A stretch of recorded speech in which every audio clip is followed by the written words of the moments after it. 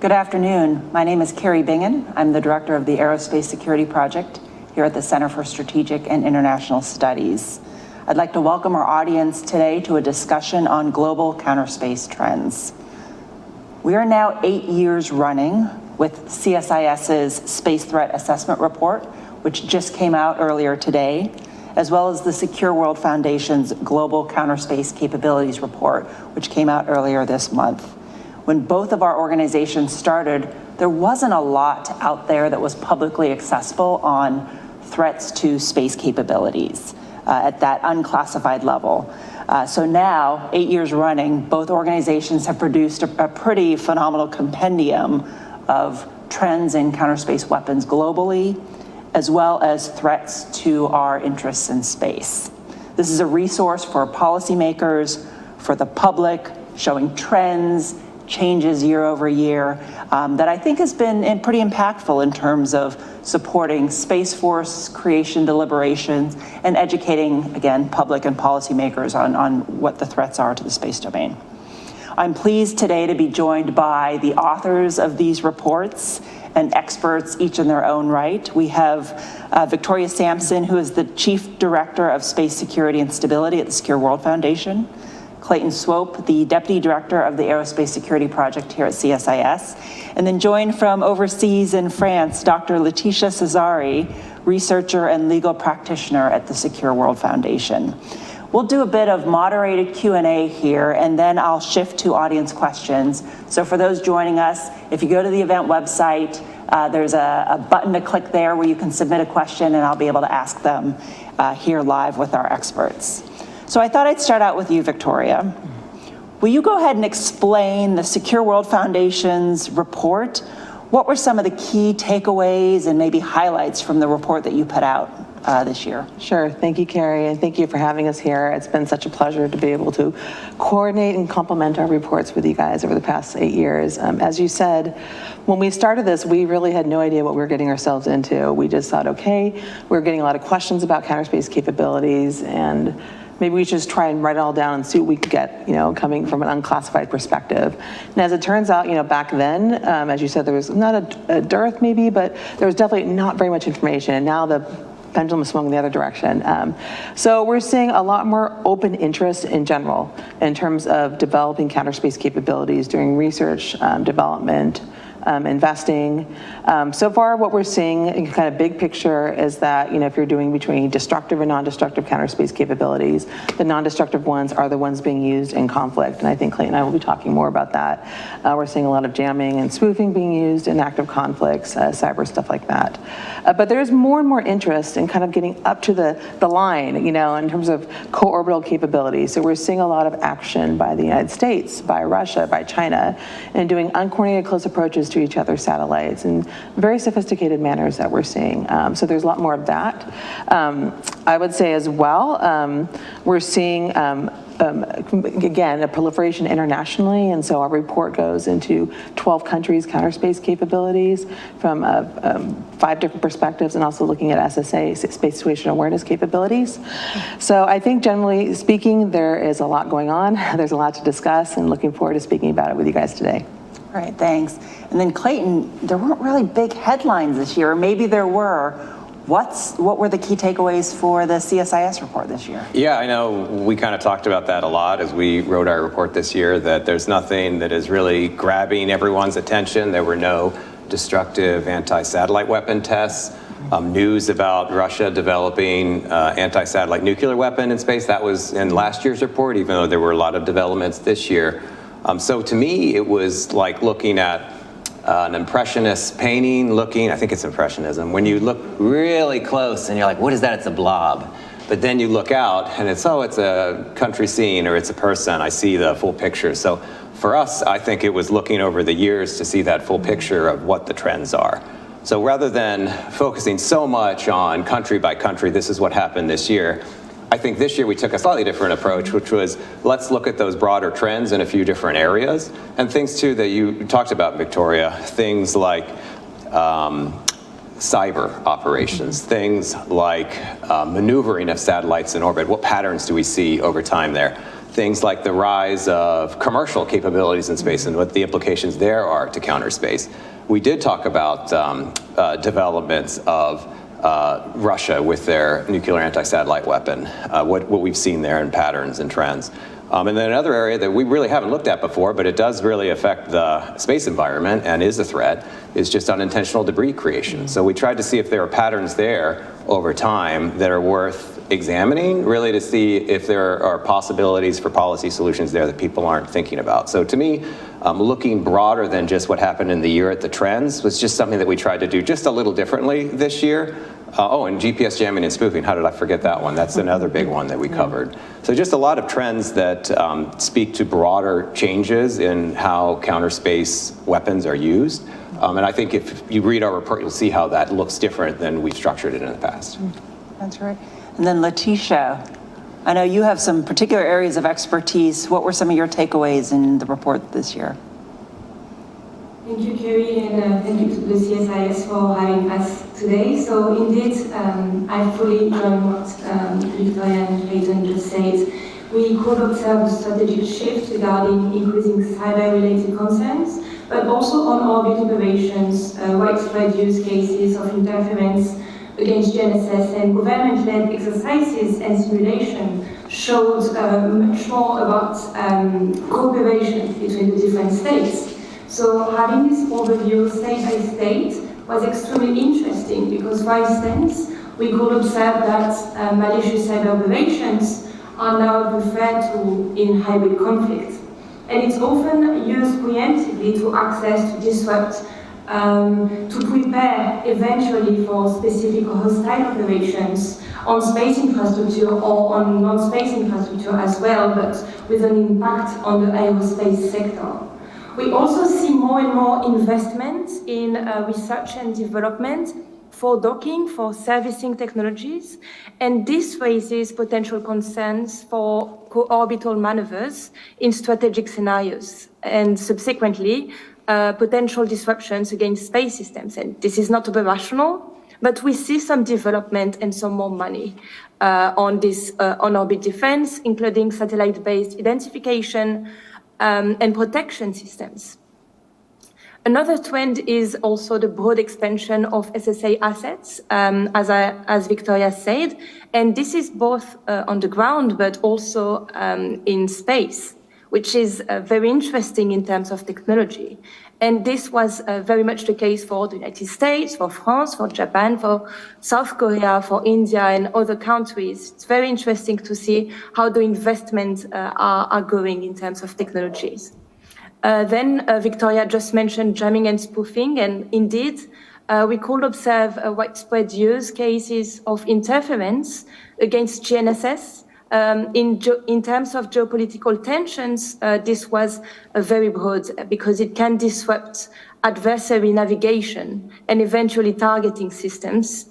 But the issue with this type of operation is the spillover to civilian aviation and also timing infrastructure.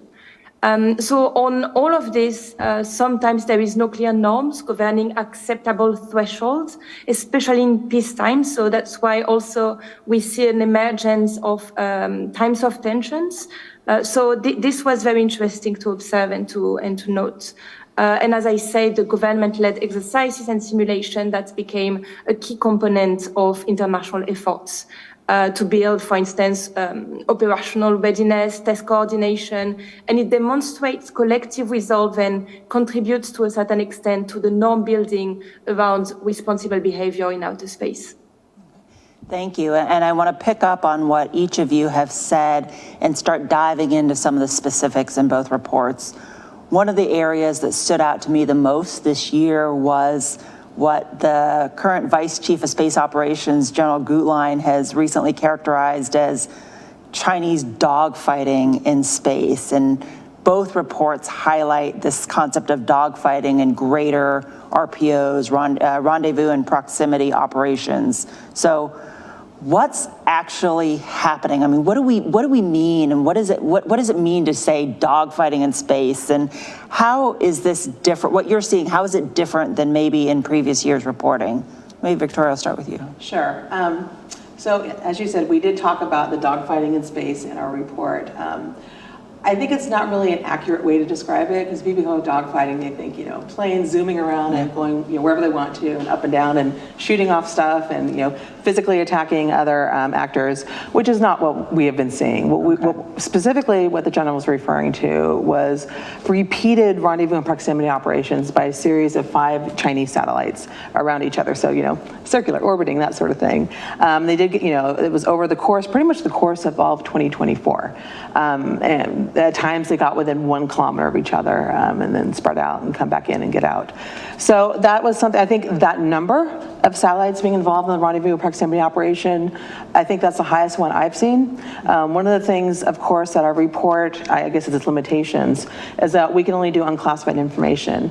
And so, for example, most of our information on rendezvous and proximity operations come from commercial satellite service folks, satellite SSA folks. And maybe the US has these sort of capabilities, they're just not talking about it, I don't know. But I think definitely the number was a surprise, and just again, the sophistication.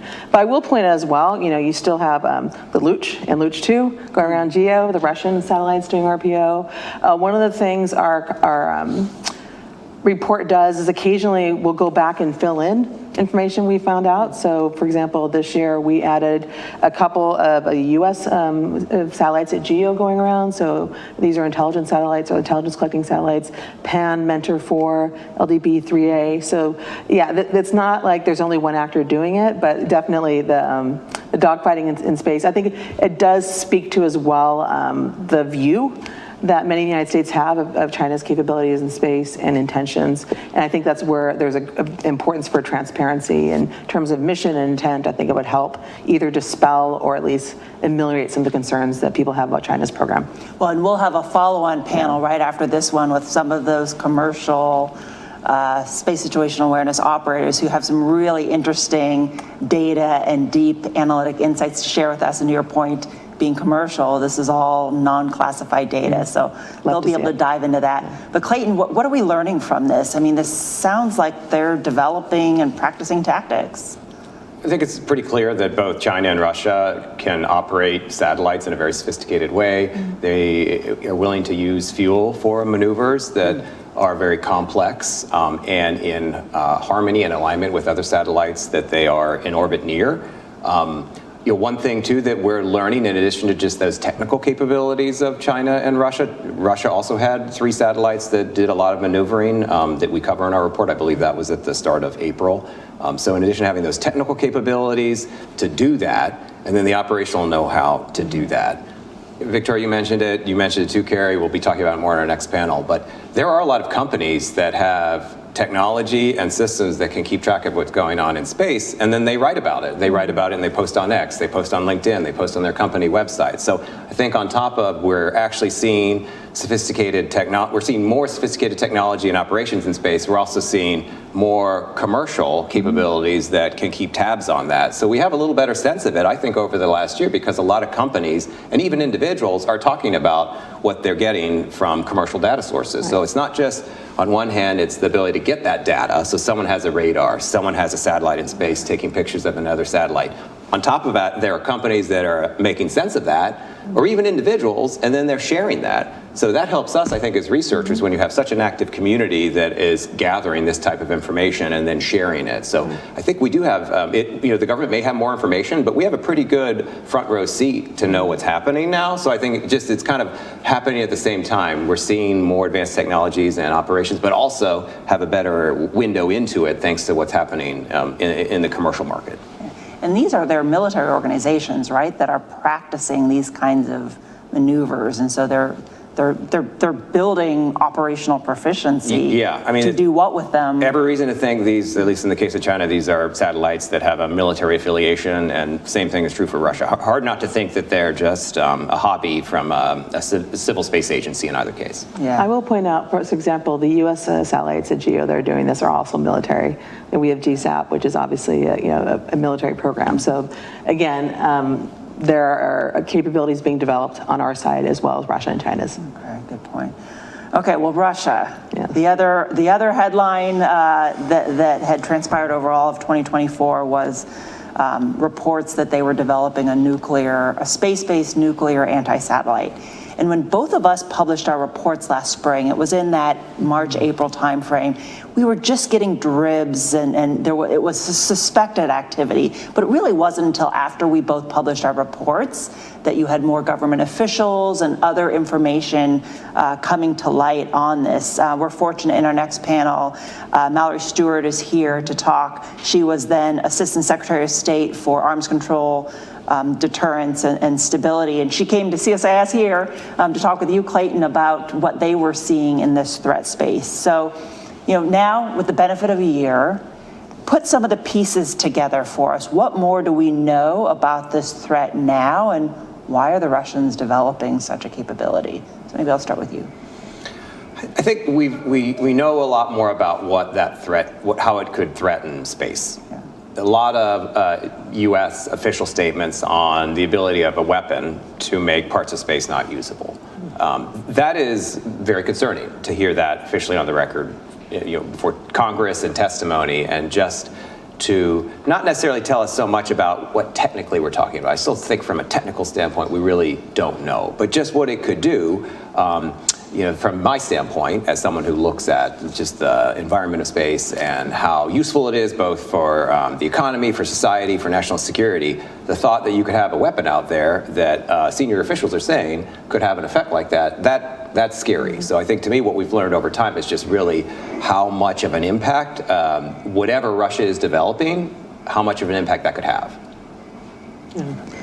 And just to build on that, I mean, the discussion that was held at CSIS, that's where we found out, okay, a little bit more information, that the idea that Russia is developing a nuclear warhead with the possibility of detonating in space. And then the CSIS event last year, we found out, okay, there's a satellite that was launched a couple of years prior, that, Cosmos 2553, that's at a very high low Earth orbit, which sounds like, something silly, but it's about 2,100 kilometers.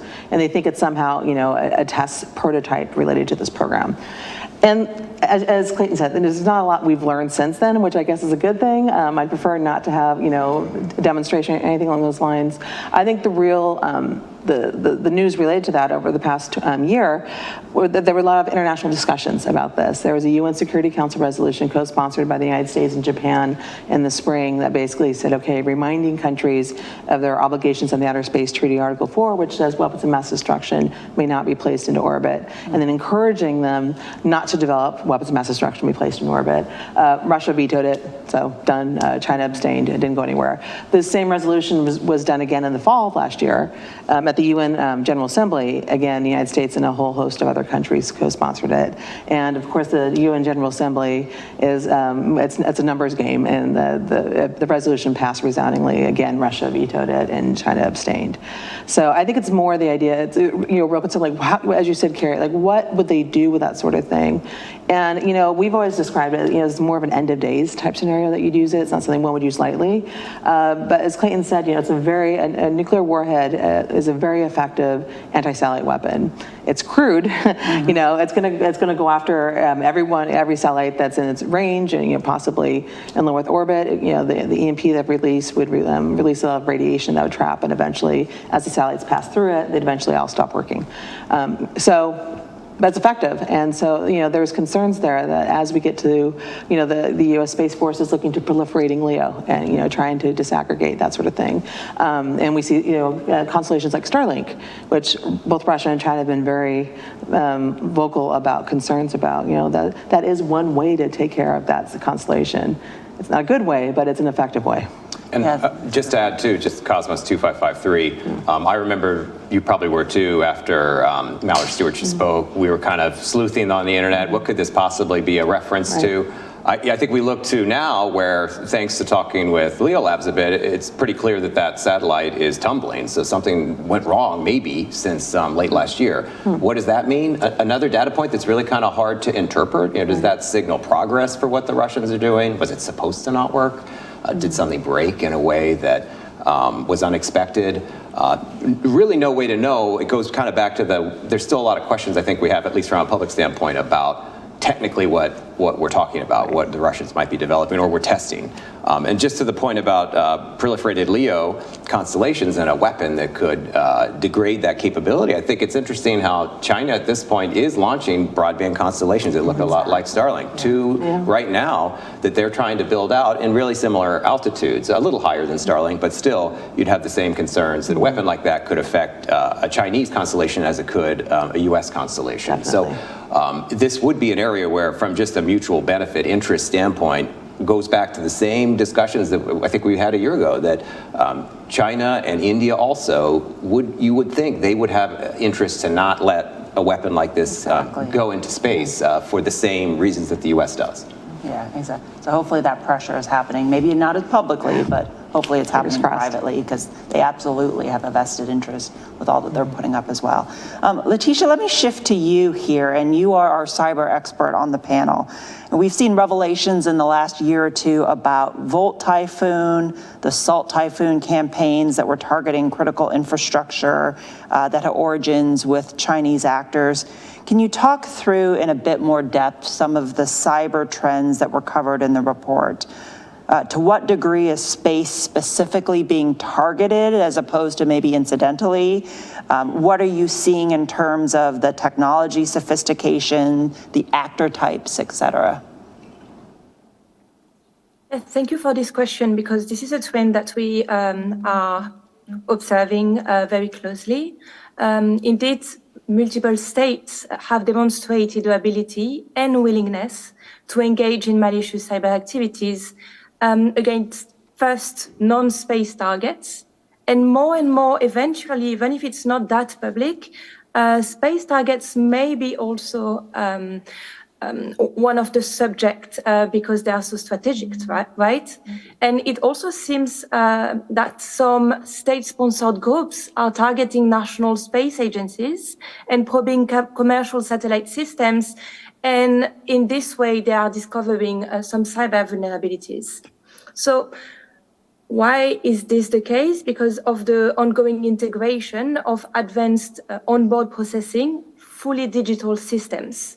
There are also software-defined radios. There are cloud-enabled high-performance computing in space assets. And one of the things that we see at the multilateral level is that the state delegates are recognizing that these innovations, even though they are enablers of greater capabilities for the space-based assets, greater flexibility as well, they also broaden the surface of potential hostile cyber operations.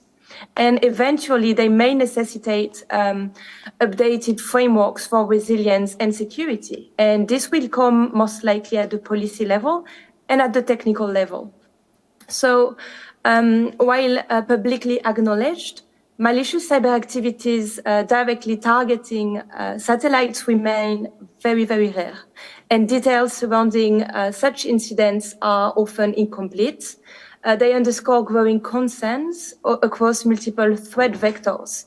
And at the multilateral level, there have been some vectors identified, the ground-to-ground, so against the ground station, the satellite operation centers, for instance, ground-to-space or space-to-space, but these are still question marks, right? So regarding the hostile cyber operations, in the report, we identified 4 categories. The first category involves the intentional embedding of hidden backdoors within hardware or within software. And these are often enabled by vulnerabilities in the global supply chain, because the space sector is often an international sector. The second category targets the communication links between satellites and ground control stations. The third category comprises hostile cyber operations on terrestrial command and control or data relay infrastructure. And finally, the fourth category includes attacks on the user segment, as I said, ground-to-ground, particularly terminals and end-user devices, as we've seen a few years ago against the Viasat infrastructure. And these devices, they can receive or they can proceed the signal that come from the satellite. So Often, this resembles conventional malicious cyber activities, exploiting vulnerabilities in hardware and software, much like those seen in broader IT environments. So space is not that special to a certain extent. And what we see as well is when it comes to espionage and intelligence gathering, we are seeing a range of actors, state-backed groups, private sector experts, and also even covert hacking units targeting critical space and defense infrastructure, as well as space agency. And this can result in the leak of sensitive files, some of which may contain classified information that may be used to better plan future hostile operation against the industry.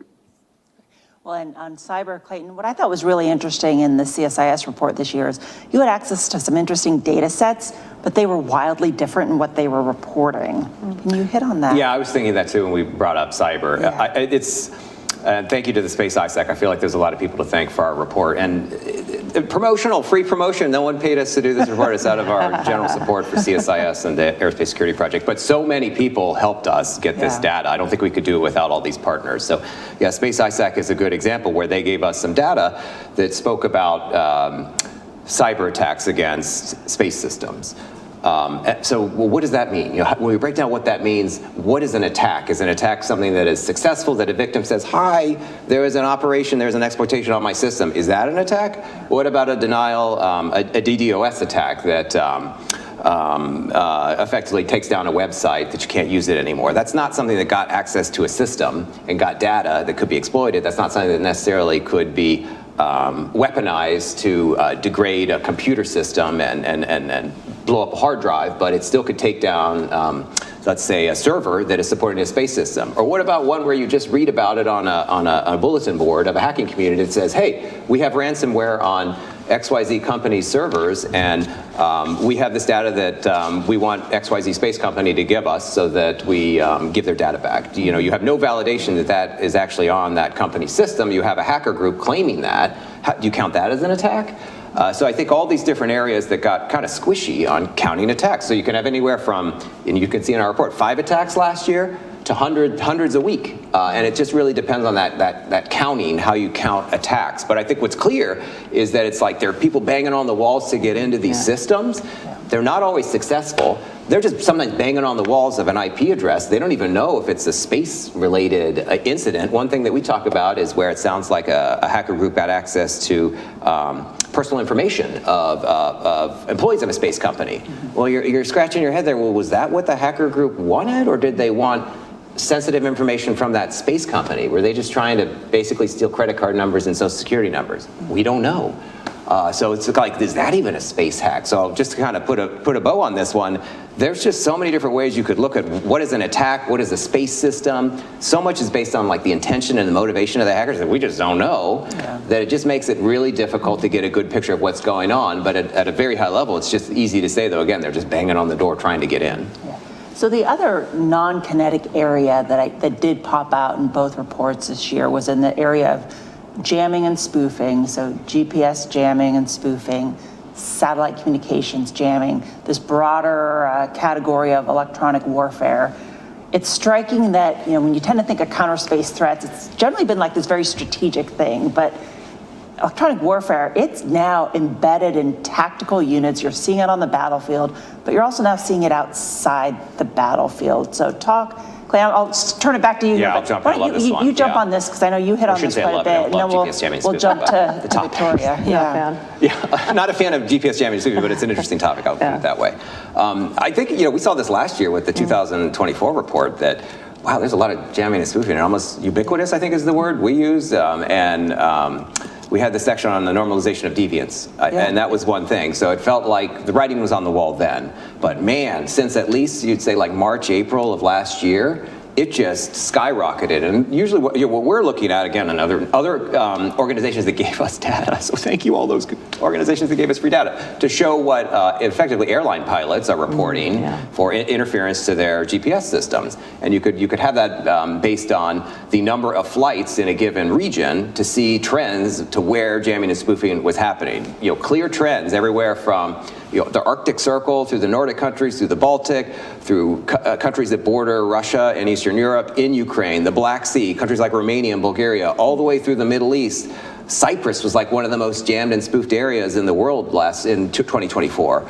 And then you have other kind of hot spots in India and Pakistan and Myanmar, where it's just, you can pinpoint to why sometimes a lot of concern around drones, concerned around weapons that are based on GPS guidance. So you see patterns, you see, oh, that's force protection. That's trying to make these weapons less effective. So in some ways you could say, I guess that's a defensive tactic. But then you look at other cases, you're like, why on earth are the Russians jamming and spoofing in the Baltics or Finland? Oh, well, probably because they joined NATO, you know? So in another way, this is kind of like a stick now that Russia is demonstrating can be used to like bang on somebody's head with no escalatory ramifications right now. So I think to me, the dangerous trend is that we're seeing this just used without, penalty is a strong word, but with other than the ITU saying, we don't think this is a good idea, to a certain degree, the global community hasn't figured out how to like push back against this tide that is impacting so many people, millions of people around the world on a daily basis. Probably right now, if we went and checked, there's jamming and spoofing all over. So I'll stop there. Well, and you can understand the tactical utility from a defensive. You want to defend your airport, your base, so you're going to jam GPS signals so that the drones can't target that base. So it is being integrated now into a broader air and missile defense architecture. But it has these knock-on effects that are really harmful in civil aviation, maritime safety. So you're right. I mean, how we go about deterring or mitigating this is really tough. What were you seeing, Victoria? No, I mean, definitely a lot of the same things.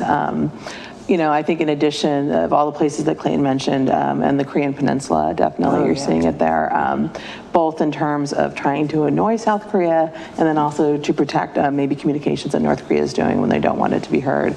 And so it's really interesting seeing this because, the spoofing, there are stories, one of the things that really struck me, airline pilots say the first way they know that they're going to have this issue, clocks start running backwards in the airplane. And they say, okay, we're going through this. And it's to the point where some airports have actually had to stop having flights until they can figure out how they can do approaches without using GPS. And again, some of this, you have boats showing that they're on dry land all over. So it's really interesting to see that. And again, some of it is to be annoying, some of it is to protect, and some of it, is just inadvertent, to be honest. We tend to think of, it's not like a physical barrier when you leave a country. Electronic spectrum's a lot more fuzzy, and so oftentimes just kind of bleed over effects from where things are happening. And again, in our report, we are a little different than your guys' as we include the United States. And one of the things that was new this year is that previously the only acknowledged offensive counterspace capability the United States had was a jammer, the counter communication system. And this year it appears that they have another system deployed, possibly fielded, the remote modular transport, so the RMT system, and that looks like it may be out there too. So, and again, it's hard because you say, okay, we don't, we want to discourage, we want to mitigate it, but jamming maybe keeps wars from getting hotter than they could be. It's seen as a usable counterspace capability. And again, it's a challenge. Trying to figure out how to operate through that environment, I think, is really hard for any military at this point. Well, and you've opened the door now to what the U.S. is doing. We don't cover United States counterspace weapons development, but Secure World does. So anything else that you want to highlight in terms of U.S. trends? Yeah, I think for me, the biggest change, and just really over the past maybe 6 to 8 months, it's been a huge shift in how the United States military is willing and open to talk about, as they see the need for counterspace capabilities. You had people talking in August of last year talking about space fires for the first time.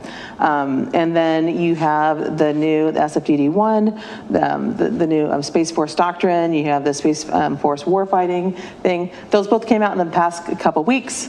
Secure World only does information up through February. Thank you, United States military, for bringing stuff out after February. But so it's not in the report. But they probably knew that. Yeah, exactly. I'm sure there's a guiding factor. But no, and so just, talking about the need and interest in developing offensive counterspace capabilities, which again is such a shift from, just like 10 years ago, there was nothing. You could not say it. It was very close.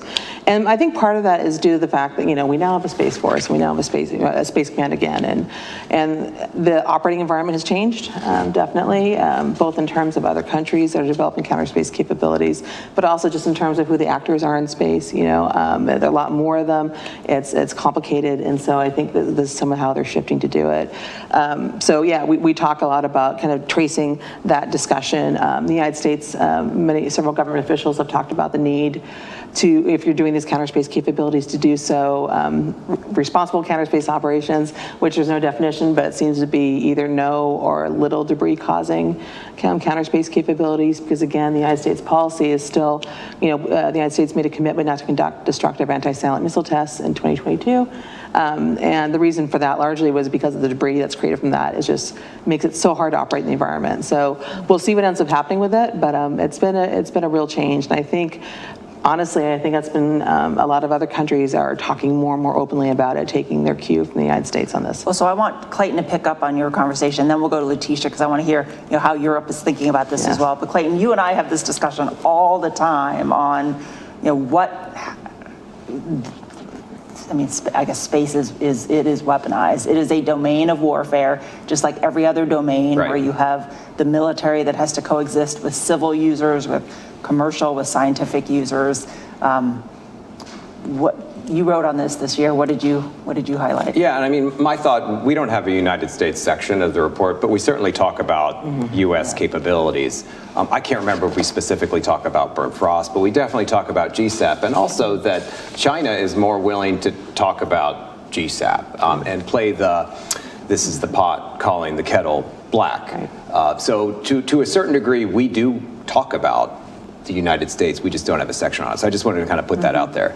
But yeah, as we look at broader this discussion of, you could say, countermeasures to the ability of a country to use space, so that's counterspace, and then the countermeasures, so the counterspace, we do touch on these topics as well, and it does get very complicated very quickly, because you talk about war fighting in space. I guess that's space control. You talk about war fighting from space to Earth. I don't know what you'd call that, but it could be weapons that we would say as space to Earth fires. We don't really cover that in the report. It's not counterspace, but it's all wrapped into this discussion, really.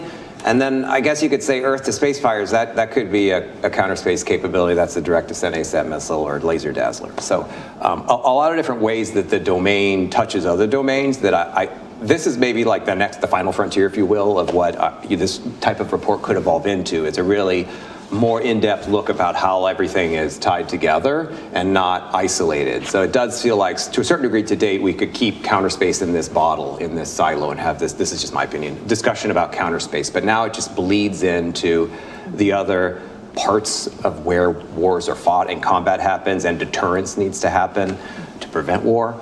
That if there's an evolution of where this report goes, it's kind of hard to ignore. Yeah, like SFDD1, like space warfighting, and who knows what documents will be out in the next year that will talk about these things. And to me, that's going to be a really interesting exercise to tie that together, to see how the United States uses those weapons, under what circumstances, how do those fit into rules of engagement. How does it fit into questions about self-defense?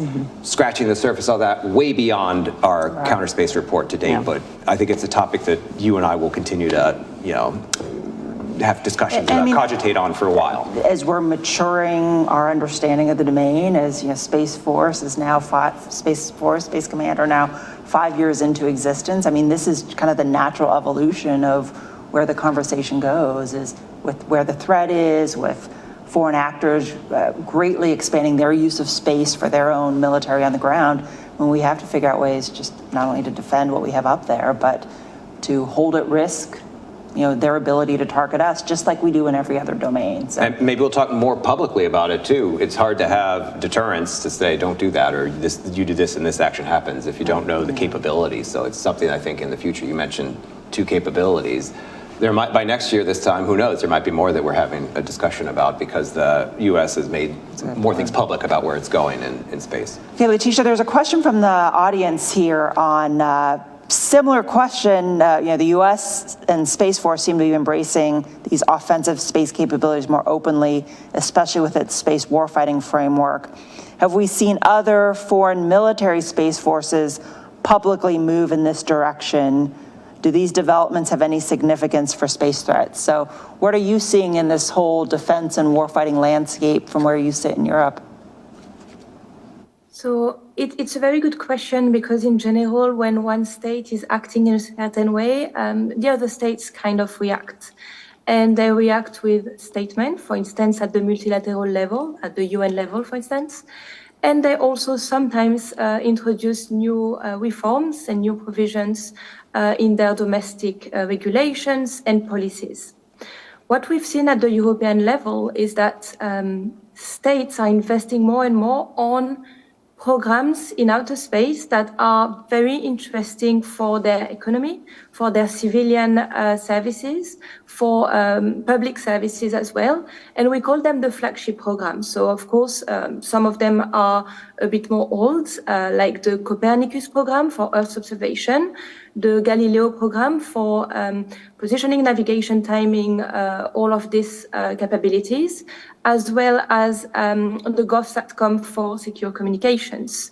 What we see also is more and more investment at the national level. So we have more government-led initiatives for Earth observation for very strategic purposes. So because of all of these very important and strategic systems, there was a need created to protect them. And one of the first countries to work on this type of protection measures was France. And very recently, France started to put in their draft budget bill for 2025, for instance, but also in the French military programming law for 2024 to 2030, specific provisions on active defense systems. And this includes patrollers to defend strategic assets in both the low Earth orbit and the geostationary Earth orbit. And this also involves private sector into this project. So on the first layer, we have European projects that are essential for all of the 27 member states. But we see that national states see their strategic interest. It's two different layers, but there are some interconnections in these systems.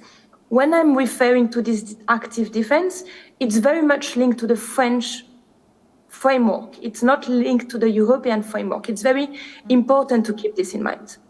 Now, Europe doesn't have, as a European Union, a specific defense policy because it's up to the sovereign states.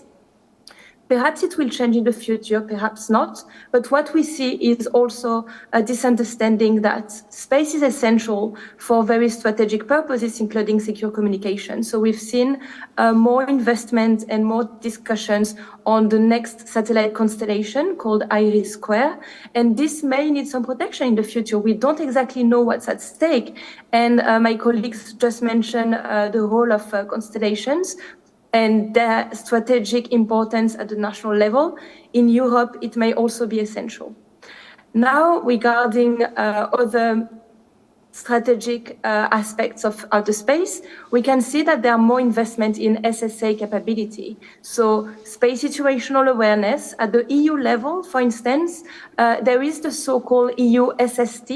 So the EU SST is kind of the expansion of these systems.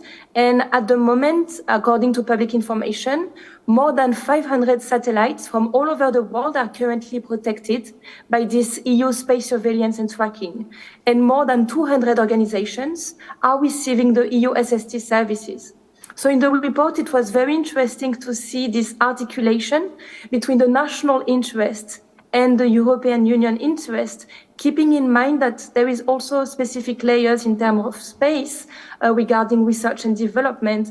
And sometimes we are working as European with allies, for instance, the United Kingdom, that are not part of the European Union, but that are still involved sometimes into some space projects. So it's very interesting to see, and perhaps there will be more development in the coming months. Well, and you mentioned something interesting, well, several things interesting, including France is very forward-leaning and publicly talking about active defense or active patrollers, but you also mentioned that your private sector is involved. And that reminds me, Clayton, you wrote a section in Space Threat this year on this coming collision between commercial and counterspace. So tease that out for a bit, and then maybe we'll go back to Laetitia, because both of you also have come from the private sector. So putting that hat on as well and talking through how the private sector is thinking about this would be interesting. Yeah, definitely shout out to Makena Young. That was mostly her brainchild, that particular section. Kari, where this is a teamwork for this report every year. So there definitely wasn't just one of us. But I think, thinking about that section, you look at what space has been used for to date, really for national security purposes, but really writ large. So in my mind, it's sensing, it's making sense of what's going on, usually on Earth. That's surveillance and reconnaissance for military purposes. That's communications. That's position, navigation, and timing, which for the US, that's GPS. All those things are kind of like passive and not like shooting someone. So they're things that could conceivably be doing by companies. It's not someone actually engaging in combat. I think when we start to get into these areas where we're talking about counterspace, when we're talking about counterspace, we haven't talked about it yet, but something like Golden Dome. Seeing a proposal maybe to think about companies working together to effectively provide missile defense as a service with the constellation in space. That's really interesting. So the difference is between a company, which is pretty much always going to be building the capability for a government. It's not like you have government people who are building stuff anymore. Sorry, government people who are really smart, but you're usually asking a company to do that in any country, not just the US. I think the difference is when it's being provided as a service, when it's being operated and owned by a commercial entity. How is that entity now treated under the law of armed contact or conflict when you have a war happening? Well, that company is effectively now engaging in combat, engaging in war. It's just a lot of different questions that you probably would have if it was just providing comms, if it was providing remote sensing, it was taking pictures of Earth, but it really opens the aperture of what that looks like when it's a service that is potentially it is a weapon system that could be performing some counterspace activity or counterspace activity. That is something that any of those categories of companies that are providing those types of services, we've seen Russia's been very vocal. We're going to treat those as military targets effectively in a conflict. We're not going to discriminate. If it's a U.S. company that's doing that, we're going to treat that as someone that's effectively engaging in these hostilities. So I think where that goes in the future, how that goes into maybe the kinetic environment, if there's an actual conflict, I think it's pretty clear the writing is on the wall here that those assets, those commercial assets, will be treated as military targets by U.S. adversaries. Laetitia, I'm going to pull in a question here from a scholar at King's College London who asks, how does a country's capability get downgraded, like with India, from 2024 to 2025 for LEO direct ascent anti-satellite? But I think where that question is really going is, I think it's opening the aperture to, both of our reports, we focus heavily on China and on Russia, but we also touch on rest of world and other countries. And I know Secure World, you all included a section on India this year. So maybe that's a good opportunity to talk a little bit more about what's happening in India and maybe highlights from any of the other countries that were noteworthy.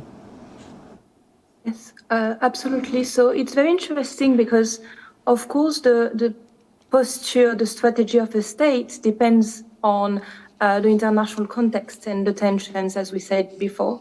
And in the report, when we were working on it, we could note that India is investing more and more in specific capabilities. So we've seen that also the private sector of India is more involved in space activities. We could note specific space launch or satellite capabilities as part of a broader strategic posture, but also in SSA, so space situational awareness capabilities. We also could see the demonstration of the Space DX satellite separation and docking with on-orbit maneuvering. And this requires a lot of work. This requires precision. It requires specific technologies. It's not done in one go. It requires a lot of different attempts. And very interestingly, on the ISRO website, there have been a lot of information published even though sometimes it was not made directly, it necessitated different attempts. This maneuvering were documented on official website, which was very interesting to follow. At the moment, we also can note the different display of specific weapon system during the national days and parades, but it's very much the object showed. And sometimes it's a projection, you know, like to show specific states and to show specific allies or adversaries what are the capabilities. So some of the states, perhaps India, perhaps other states, are showing what they do, and they are doing what they say to a certain extent as well in their policies, which is very interesting to note and to examine when we are working on the report. Just building on that, you know, several things, you know, a tour de table of the rest of the world. India held, you know, a tabletop exercise, a wargaming exercise last year. They'd had one a few years prior, but this is a much bigger one. The UK MOD had one last year as well. We had Iran deployed its first domestically developed and manufactured space tug, which is interesting. This year, we reorganized. I never liked the way the Iran chapter was organized, so I reorganized it a little bit. And, you know, between civil launch and military launch, and it's really striking how important the military satellite launch vehicles have gotten a lot stronger. And we talk about that a little bit. Israel created a space direction unit for the IDF. Japan is renaming itself eventually from the Air Self-Defense Forces to Air Space and Self-Defense Forces. So there's, you know, a lot happening. South Korea created a space operations squadron. North Korea, the Mallory Young satellite, pretty crude, but it was fun doing some maneuvering, which is interesting. So there's a lot happening, and we try to capture in our report. That's a great point on Iran. Something that we mentioned in our report this year is that Russia continues to develop and launch Iranian satellites. And I'm just reminded last year we had a section on, we called it what, the coalitions of convenience of seeing the greater cooperation even in the space and technology front between, you know, Russia and China, Iran, North Korea. And I think we're all seeing some of those same themes continue this year. I want to hit two more questions here, and then we'll shut down and transition to the next panel. I want to talk space debris. And Clayton, you had some interesting data on that, because we tend to think of space debris. It was the colossal 2007 Chinese anti-satellite test, where there's still a lot of debris that will be up in orbit for decades to come. But one of the things that you highlight is it's not just these anti-satellite tests or collisions, but there's a lot of other stuff up there causing debris. Yeah, I don't know. Yeah, I can't remember who planted the seed for that idea. It might have been Darren, who's on the next panel, or it might have actually been Hector at the Space ISAC, so the folks I've already given shout outs to. But someone's like, what about space debris? I'm like, we don't cover that. And they're like, look at it this way. So the way that we ultimately kind of looked at it was, what is causing debris, what is causing fragment generating events, and what could be the impact of that? And is that aligned with just the general concern about space debris, the creation of space debris? So looking at that data, it was just like, ooh, actually, it's rocket bodies that are having fragmentation events, and then old satellites, most of which don't work anymore, including US ones that are creating debris fragments, plus a lot of other stuff that we don't necessarily even aren't tracking necessarily as debris generating. Concerns about, Russia, US, and China activities like that over the last year have generated, in a lot of cases, dozens, if not hundreds of debris, some of it in GEO. We could think of the Intelsat 33E breakup. Some in other orbits, less populated orbits, but maybe higher orbits where they're gonna be up there for a very long time. So I think the story there really, or at least the bottom line, I guess that's the story. So the bottom line is, if we're really thinking about the risk of debris and how that creates more risk in the space environment, if that creates unintentional risk, looking at what the actual causes of the debris generation is really, I think, what we kind of had as the main takeaway maybe for policymakers. Think about that. It's the rockets and it's old satellites. How do you fix that? No easy solution, but in a lot of cases, both of these things, rocket bodies that have been in orbit for a long time, satellites that have been up in space for a long time at higher altitudes, not at 500 kilometers, they're ticking time bombs. So it's not that they're just going to go away. This problem won't go away. And there's a pattern you could see with certain rocket bodies and certain satellites of just going, I don't want to say blow up, but a debris generating event, to be very precise. And we should be thinking about that from a policy making standpoint, and decision makers should be looking at like where the real problem is. And this does have not counterspace, but space threat implications, I guess is how I phrase it. It's interesting because we don't include that, but I can see the argument for it. It's destabilizing for the regime, right? And so anything that's destabilizing and inherently challenged to the security and stability of the space environment. Again, not in this report, but elsewhere, Secure World has argued that, we need to have a government anchor tenant to start looking at active debris removal, and the idea that, it's not going to get going until there's someone really investing.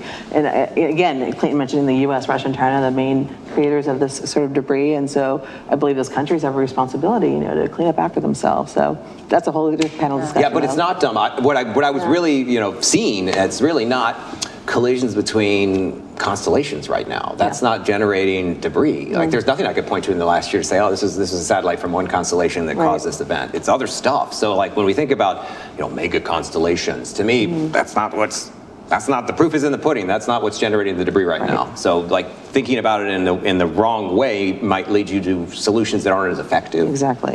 Well, and what'll be interesting is going forward, it'll be both. It'll be what you just highlighted, those debris, but as China starts to launch their versions of Starlink, I would think they're going to have a vested interest in understanding what's up there and how do we mitigate collisions, just as much as we have a vested interest. One of the rockets that they use for those launches, though, is on the naughty list. That does generate one of the rocket bodies. Great point. Okay, well, let me end with a last question here for each of you. And Laetitia, I'll start with you, but give me a bit of, I'll say, your reflections and your what to watch. Both CSIS and Secure World have produced these reports annually now for 8 years running. You've all been tracking this threat space for a long time. So some general takeaways looking at this year on year, and what are the things that you're watching for in the year or so ahead? So we'll go Laetitia and then we'll go around the room.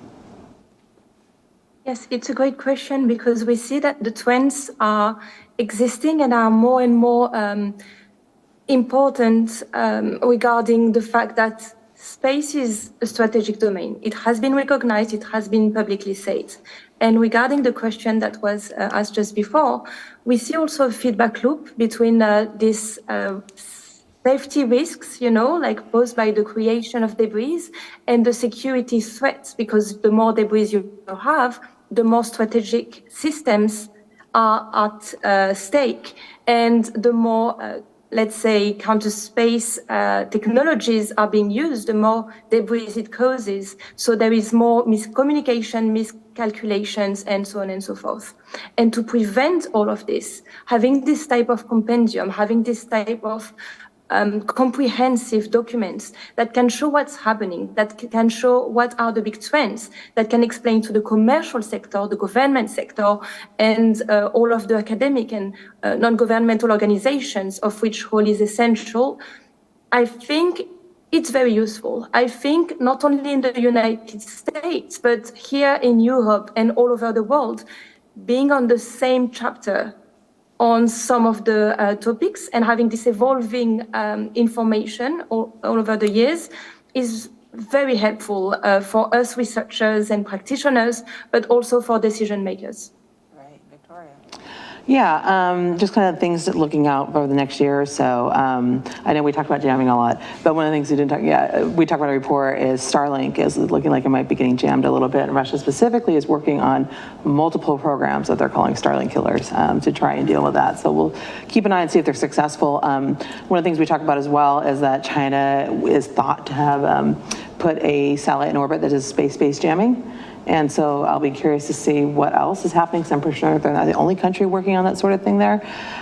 So keep an eye on that. And then finally, again, we kind of hinted around it, but Golden Dome, the idea of a multiple missile defense system that has a space-based interceptor layer. I have my questions about its effectiveness as a missile defense, space missile defense capability, but it absolutely has secondary anti-satellite capability. We have in our core orbital section. So we don't know what the system's going to look like yet. They're still figuring it out. But as it evolves over the next year, I imagine we'll be following that pretty closely and seeing what's going on. And then just kind of big picture, as we've been doing this report, the Securable report has literally doubled in size. And so I think it's just a statement in terms of how many more countries are interested in these issues. And so we'll just keep on, tracking this and trying to help get this information out there. The reason why we do this as it's a transparency and confidence building measure to be able to get information out there so policymakers are making informed decisions the best they can, about what's actually happening as opposed to what they're afraid is happening, what they think might be happening, or not knowing what's happening, to be able to contextualize it. So that's really the goal of this report, to help, what little we can do to help with that, and we hope we can continue to do so. Great, thank you. Clayton? I'm going to throw out my prepared remarks. There's something you said, Victoria, that was really interesting. The comment on Golden Dome, I'm watching what happens there. To me, that is the ultimate space control weapon. And I think of the Dune, Paul Atreides, I'm going to say it wrong, I'm very bad at quotes, but something like the power to control a thing, or power to destroy a thing is the ultimate control. I think if you look at something like Golden Dome, missile defense. It's also an anti-satellite weapon. It could point up, but it's also an ability to deny anyone access to space. What's really the difference between an ICBM launching or in boost phase and a space launch vehicle trying to reconstitute, let's say, an adversary's space capability in the middle of a conflict? So something like a Golden Dome, if it's designed, it is the ultimate space control weapon. It can do all three of those things. When anything crosses into space, it's effectively capable of getting it. So again, I think of that Dune quote. The other quote, and I'm going to probably butcher this too, but it's an Emerson quote. It's something to the effect of, the years teach much that the days will never know. So, I've only known this report for 2 years, and I'm like, man, you got to look at the trends. You can't just look at the year over year. I know we've been saying that. But to me, the trends are what is going to be interesting. So the thing that this year, I'm like, ooh, let's see what happens in a year.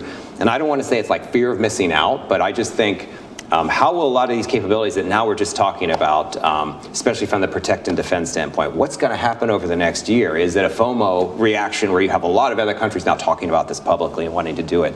Is it like, what happened when Great Britain sent the Dreadnought out into sea and everyone's like, I want one of those battleships? Or, the Wright brothers flew an airplane and then all of a sudden they're getting off, the US wants to buy them, Great Britain wants to buy them, France wants to buy planes for military use. So do we see something like that happen where there's a quick uptick in this recognition that, oh, wow, we all need to be able to protect and defend our satellite systems? I think, yes, there will be. So I think we'll be talking about that a lot more in the next year. And I guess the third thing, we've talked about this a lot already, is just those ubiquitous, non-escalatory things like GPS jamming and spoofing, like cyber.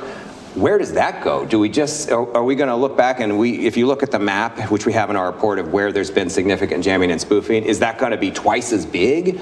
When we're talking about cyber and how they're already banging at the door, are they going to be kicking the doors down? And we're talking about cyber, it's just so prolific now. It already is. How does it get any more prolific? But just those gray zone tactics, that's another trend that I think will develop a lot and continue the way that we've seen it. I don't see any reason to think that it's going to go a different direction or stop. Well, and I would add, because I first started looking at space threats in the early 2000s, I know I'm not that old, but back then it was still very S&T or these one-off R&D systems that we were tracking, and you just, it's like the Wright brothers going to the B-29, P-51, and then to now. We're in that maturation phase right now, and just seeing how expansive the types of weapons, who's doing it, that you're well beyond R&D to procurement at scale, to fielding them in units, to units now training and developing tactics, to embedding these weapons into tactical and operational units. There's just much more, I'll say, utility for them than we saw 20 years ago. So this is just such a growing area. Yeah. There's the economic dimension when you look at the commercial actors that are in this space now as well. So and it's a product of our success with space launch. The cost of space launch has gone down so much. I think a lot of these things are at our fingertips that might otherwise just be cost prohibitive. And from a technological standpoint, we just make things smaller and smaller and smaller, and you could pack more punch, literally into smaller objects and put them into space for cheaper. Exactly. So I want to thank you all. Congratulations on the Secure World Foundation's Global Counterspace Capabilities Report. Clayton and the CSIS team, congratulations on getting the space threat assessment out. I would commend our audience to read both reports. I think that they're terrific references. I want to thank the Super CSIS team that we have here that helps us put on events, our streaming and broadcasting team, and then within the aerospace team, Kendra Lefebvre, Mia Thiagarin, and Anna Kelly. Stick around, we're going to take a brief break, but we have Makena Young leading our next panel. We're privileged to have the Honorable Mallory Stewart with us, and just two superb industry experts who will dive even deeper on some of these issues that we talked about. So stay tuned, we'll be right back. Thank you.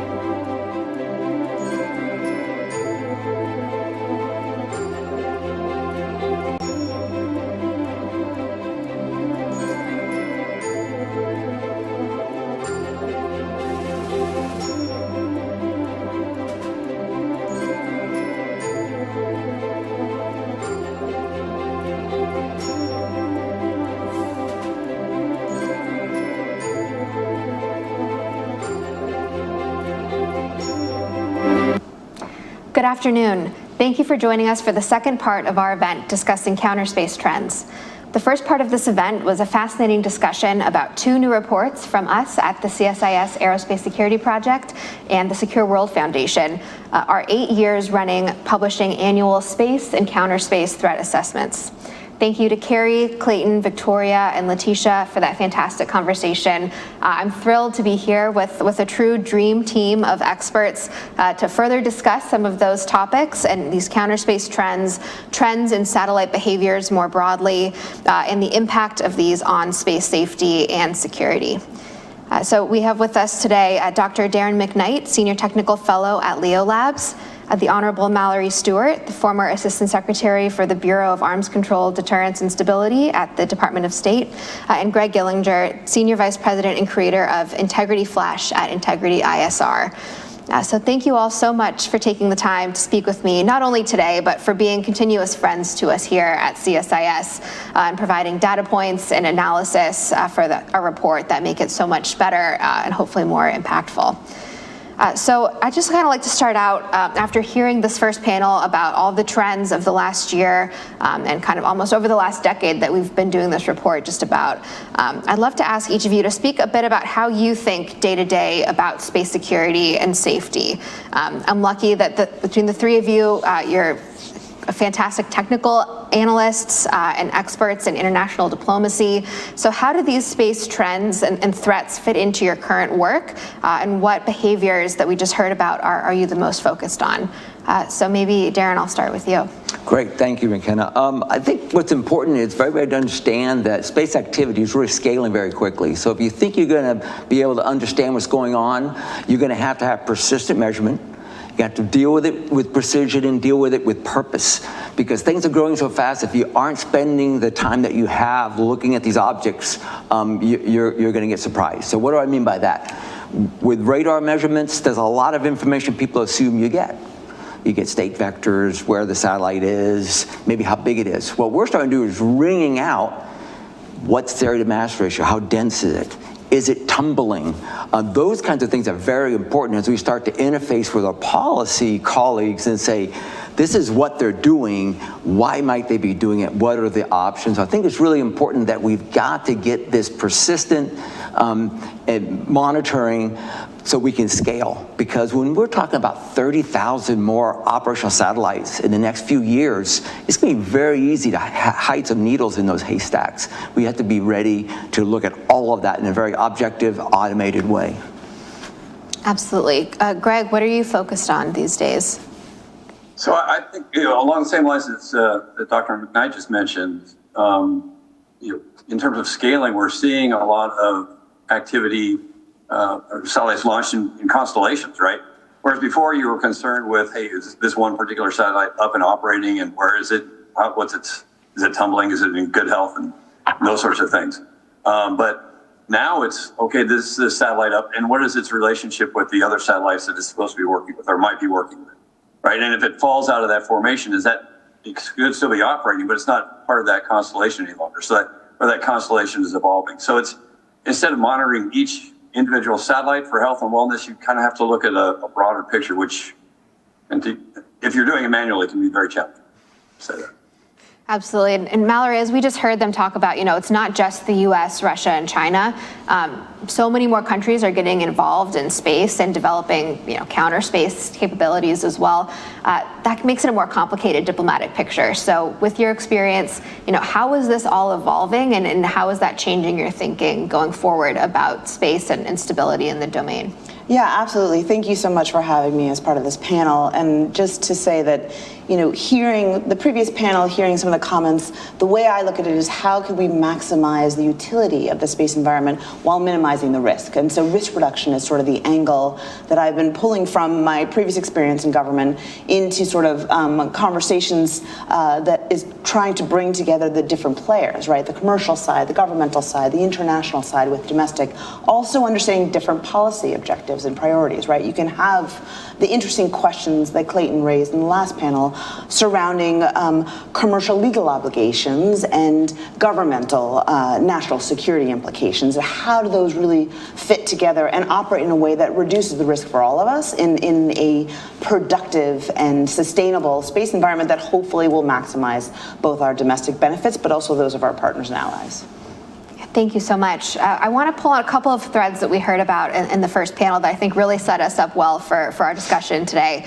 The first is looking at China and some of these specific behaviors, satellite behaviors. So Kari and Victoria mentioned, this dogfighting in space. There's a lot happening in LEO and GEO. Greg, Integrity ISR has published fascinating videos and analysis on behaviors from Chinese satellites, including close approaches to other satellites, rendezvous and proximity operations. To highlight a few, as we mentioned in our report, we have TJS-10, an experimental communications satellite, came within 25 kilometers of another Chinese satellite in GEO. TJS-3 in 2024, SJ-25, another experimental satellite, entered a coplanar orbit with SJ-21 in January of this year. There's other pairs of satellites that are moving around. So what can you tell us about the behaviors of these satellite systems, and what trends do you see in Chinese satellite behaviors, and what security concerns does that raise for you? So thanks for the question, and thanks for mentioning the integrity flash as well. It's been a labor of love for a few years now. So starting with the TGS encounter, so we're talking about TGS-10, which was launched in November of 2023. Actually, it predates that. The close encounter the point of closest approach that you mentioned of 25 kilometers, it's really just a small part of the story. And I think, taking a step back and looking at the first year of TGS-10 being on station is interesting for sure. It starts actually before launch, where we see China moving TGS-3, TGS-3 has been featured by a number of different publications to include the CSIS publication as well as the Secure World Foundation. It's been causing problems. It's been wandering the geo belt since it launched in 2018, right around the holiday season. Thanks for that, guys. So we've been monitoring it closely for the better part of 5 years, 6 years now. So they positioned TGS-3 way out over the Pacific, about 172.9 degrees east, and did some inclination changes, which were not normal. All of this preceded the launch of TGS-10, which went up in November. It settles in November in the neighborhood of TGS-3, about 0.2 degrees away, so a couple hundred kilometers. And we see that those two objects are basically plane mesh. Their inclination and RAN is similar, and they operate within 200 to 300 kilometers. It varies within 200 to 300 kilometers of one another. So no danger of actually running into one another at all. But they kind of hang out for about 6 months or so. And right about the 6-month point is May of 2024, which is when the point of closest approach that you mentioned happens. And what happened there is TGS-10 is actually east of TGS-3 at this point. It increases its semi-major axis, or its average altitude, and begins to drag to the west. And as it passes TGS-3, that's when you had your point of closest approach. Now, it gets even more interesting. They pass in mid-May, and then TGS-10 decreases its semi-major axis below the geo belt. It's now west of TGS-3, and then slowly drags back towards TGS-3. And they get to about 50 to 100 kilometers and stay there for about 6 months. And then at that 6-month point, TGS-3 increases its semi-major axis and then heads out to the west. It has been heading out west ever since. So you basically, what you're looking at is a 1-year-long test, it looks like to me at least, where TGS-10 was hanging out to the east of TGS-3 for about 6 months, maneuvered, then hung out to the west of TGS-3 for another 6 months, and then TGS-3 headed out, right? So certainly not a dangerous thing, but it's kind of a cooperative test, I believe, that's indicative of, I think, what China is doing now, and a lot of nations are actually. It's not a single satellite approach, but multiple satellites working together to get to a common objective. If we keep following TJS-3, I mentioned it headed to the west. It takes us to the next part of our story where it actually continues west until it is in the neighborhood of SJ-21 in January of 2025, so just a few months ago. At this point, it stops in the neighborhood of SJ-21. The interesting thing about SJ-21, that's the satellite that in 2021, 2022 timeframe, early 2022, actually captured a piece of Chinese space debris and hauled it out to supersynchronous orbit. So cleaning up the neighborhood, if you will. But I think it's the only example we have of a non-cooperative docking event, if you will, out in GEO. So SJ-21 has been an interesting object for the past 4 years or so. It hasn't really done much since that activity. You mentioned SJ-25. I'll tie all this together here. SJ-25 was launched in January of 2025 and went up into an orbit that is very similar to SJ-21. And it's unusual. It's inclined 10.2 degrees. It was inclined 10.2 degrees when it was first launched. You don't see many geosynchronous satellites in that sort of an orbit, or geosynchronous satellites in that sort of an orbit. The RAN was matched as well. So it looks very, very high likelihood that SJ-21 may be the refueling target for SJ-25. So that's one of the things that we're watching right now, actually. And then finally, you mentioned they've got a couple of Xi'an 12 satellites, 12 Alpha and 12 Bravo. And basically, you have these two satellites maneuvering, crisscrossing the geo belt. One's heading west, one's heading east, covering from about 17 degrees east longitude all the way out to 177 degrees east latitude. So covered by basically the entire hemisphere. And what we see there is, as they're maneuvering along, they're coming in less than 100 kilometers from other objects in GEO. And sometimes lighting conditions are favorable, so if these objects were to have cameras on board, they would be in a good position to take imagery of those particular satellites. So it's been a fascinating last year to kind of watch a lot of these things unfold. And I think 2025 is going to be even more interesting. So we've got, going back to the SJ-25, SJ-21, I haven't seen any active maneuvers since January, but we are tracking that SJ-21 is naturally drifting to the west and should be coming into not close proximity, but should be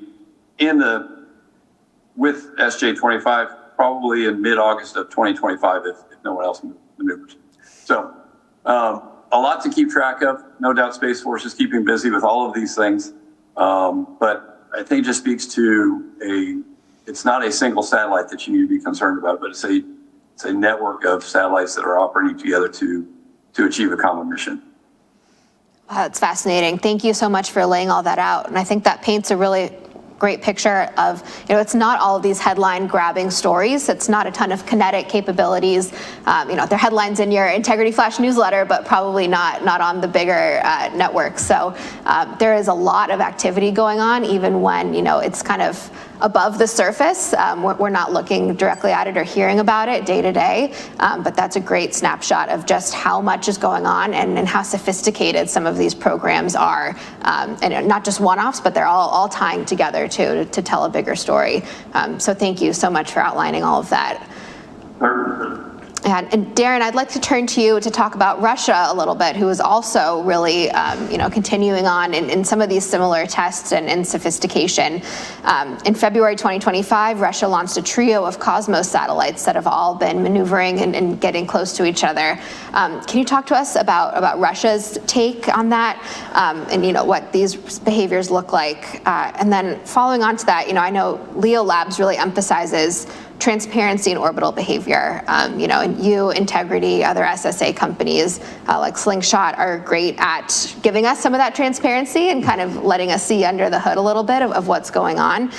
So can you talk about how that contributes to global space security and in terms of some of these geopolitical tensions that Sure. That's a big three-part question. A big question, I know, I'm I'll do my sorry. best to follow all that. On the triplets, what's very interesting, obviously, is what we try to do is provide persistent orbital intelligence.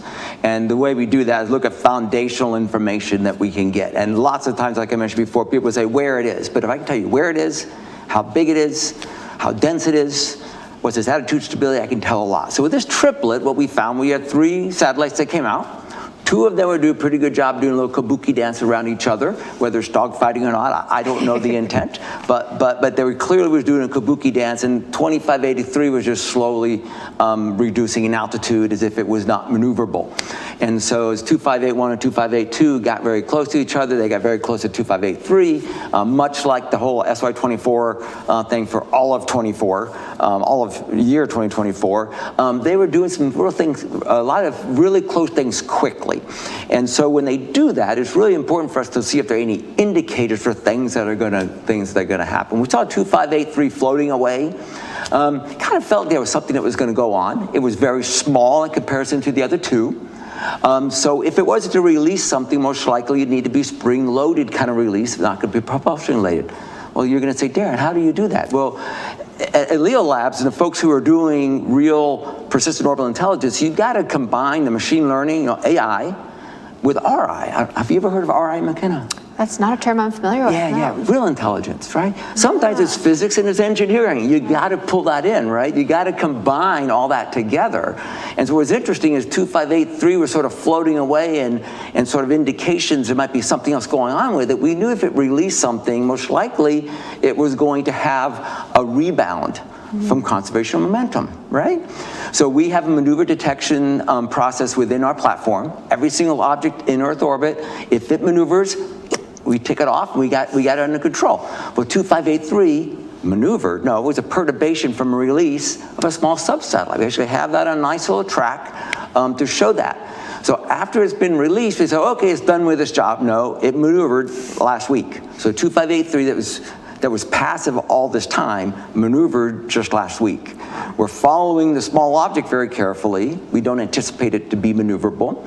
I do not know the intent of the operators, but again, it's very sophisticated, and you can't solve these problems by just saying where it is. Right. It can be what it is, how it's behaving, and each of those characters is the classic measurement and signature intelligence, MASINT. Sorry, we're going to use the words that our customers care about. We're really applying MASINT in a persistent fashion, and to do that, we have a pretty good idea what those capabilities were. Looking toward the future, we start to use these as benchmarks for later, and that's how the machine learning helps us to automate and scale.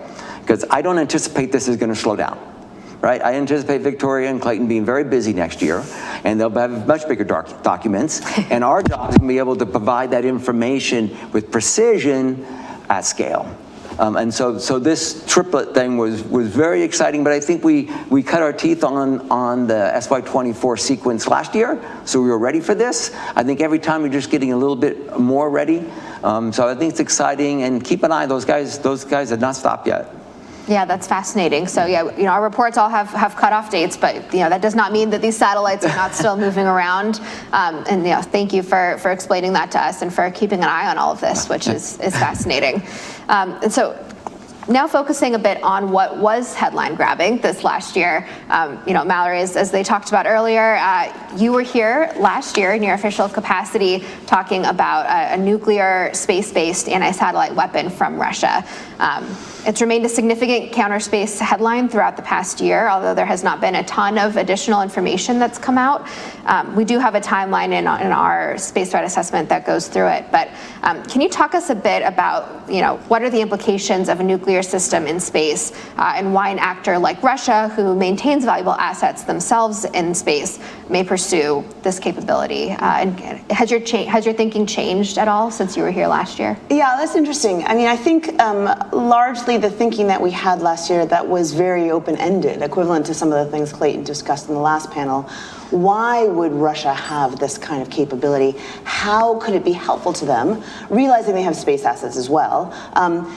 The thinking is evolving somewhat, but it's still very similar, which is, this would be a potentially late conflict, capability that would basically allow much of lower Earth orbit to go black, to cease being able to communicate, to cease its functioning. But it's an indiscriminate tool, right? Where depending on where it's placed, its orbital trajectory, where the satellites will go through the consequences of that nuclear explosion, it may not be, it certainly can't be specifically fine-tuned to certain satellites and certain capabilities. So one of our largest approaches to it, one of our most effective approaches to it that we discussed last year was going to the international community, raising awareness of this challenge, right? As Victoria discussed in the last panel, taking this to both the UN Security Council, where we knew it would be vetoed by Russia, as it was, and then moving to the UN First Committee, where we were able to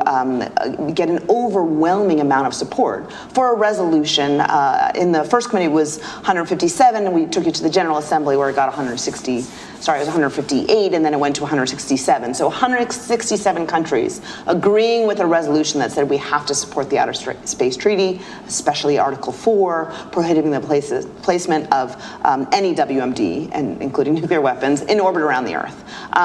It was an important message to send to Russia, which is one, we all know that you're doing this, so equivalent to what we just heard about tracking satellites, making sure the international community is aware of these somewhat concerning movements, somewhat concerning capacities, knowing in advance that this is a program that Russia is working on. Now, again, they haven't placed such a weapon in space, but we are watching this program so that they can't ultimately utilize something without the general awareness, the general understanding that this is coming from them. And it's a deterrence method, but it's also a signal and message that this is not going to be accepted by the spacefaring community. And I think 167 countries saying this is wrong and reaffirming the Outer Space Treaty and saying this would be a clear-cut violation of that is an important message to send. And while there hasn't been that much in the news in the last, several months, it's still something that I imagine everyone is closely watching, especially those countries that are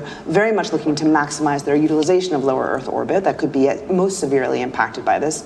China and India. And these are two potential partners with Russia, or two potential sort of cooperators that should be aware of this capacity. And so again, it goes to the sort of risk reduction efforts of preventing these kind of capabilities from going undetected or unwatched, realizing again they haven't necessarily placed that weapon in space, but the world should know that this is something that they are considering. Absolutely. Thank you so much. I have a few more moderated questions here. I see we have a lot of online audience questions pouring in too, so I'll make sure to integrate those here coming up. So thank you for those watching online. Please continue to submit questions. So we've talked about a lot of different activities in space, what we're seeing and some of these things that we're keeping an eye on in the future. How do you see the nature of space threats evolving? Is the U.S. postured to meet the demands of a growing Chinese presence in the space domain, of these threats of devices that we haven't really seen before? Do you view the development and fielding of counterspace options as a military necessity?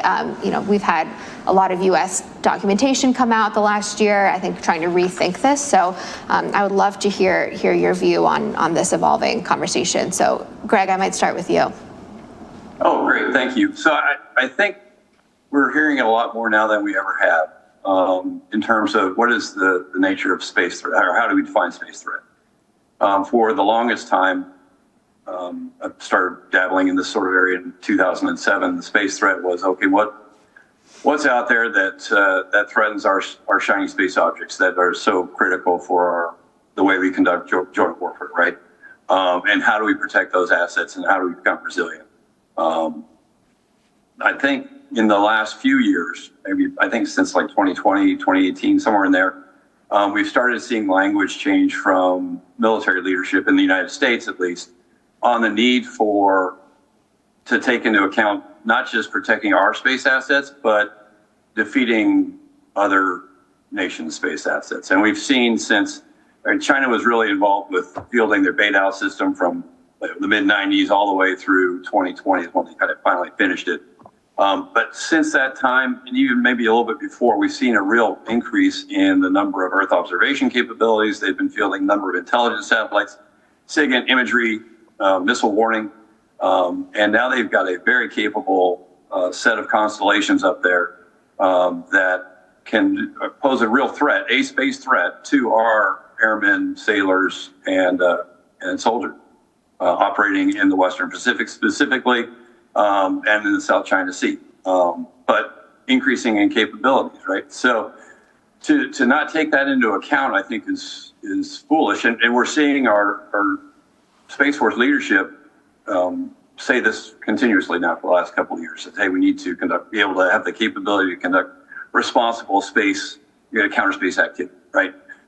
So if there is a conflict in the future, there will be a need to achieve space superiority over a particular point on the Earth or areas of the Earth or a specific period of time. To think that you'll have complete space supremacy like we've been used to having for all the conflicts I've been tracking is probably foolish. So that the need there, or the ability to degrade an adversary's space capabilities is, I think, a military necessity. And you asked an interesting question, are we postured for that? And I think we're saying the right things. I think we're looking in the right direction, but changing our posture is so hard. When I say our, I mean United States posture, and perhaps even our allies, right? We talked about some of the activities in geostationary, geosynchronous orbit. All of that's at the most fundamental level, getting the right observations to track that kind of activity is really stressing our current capacity to track space objects, because especially out to geo, because we're used to decades of things really not maneuvering too much. And it's becoming a far more dynamic environment.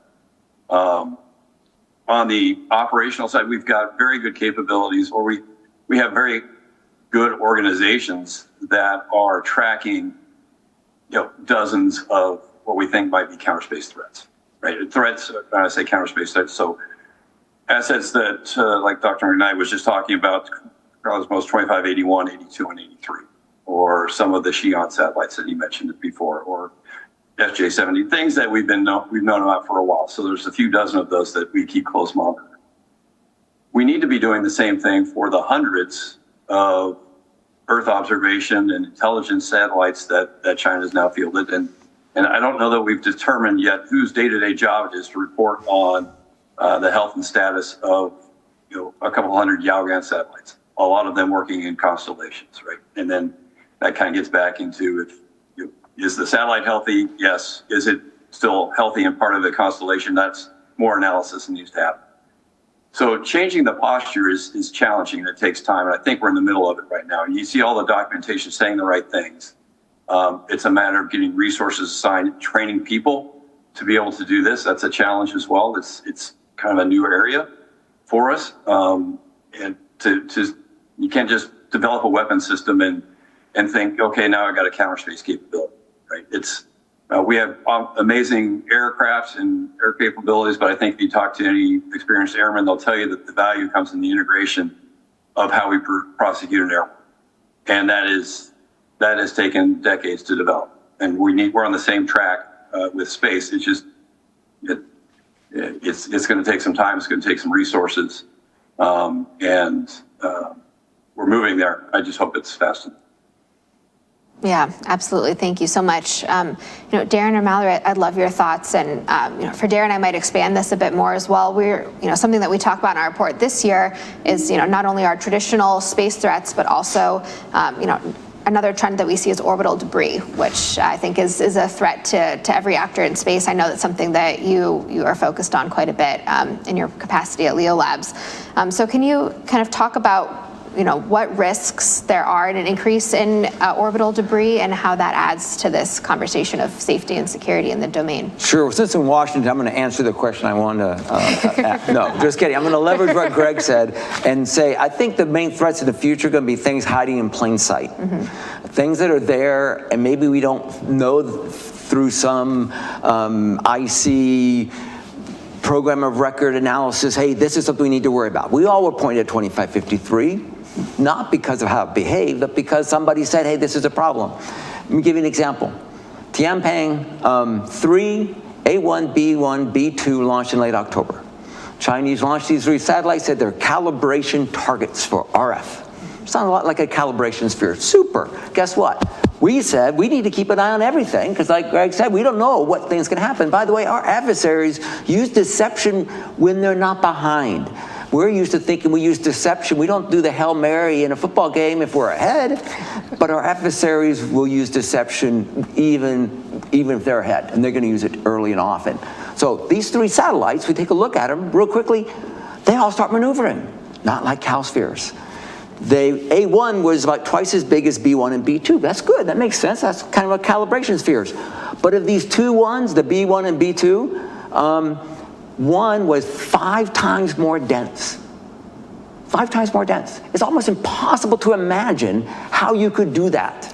You have to purposely be trying to be deceptive. You either have something with a lot of void space, or you have the surface of it being much more of an RF conductor than it is normally, so it appears to be bigger in RF. So all of those things say this is sort of something we need to keep track of. It's on nobody's list to worry.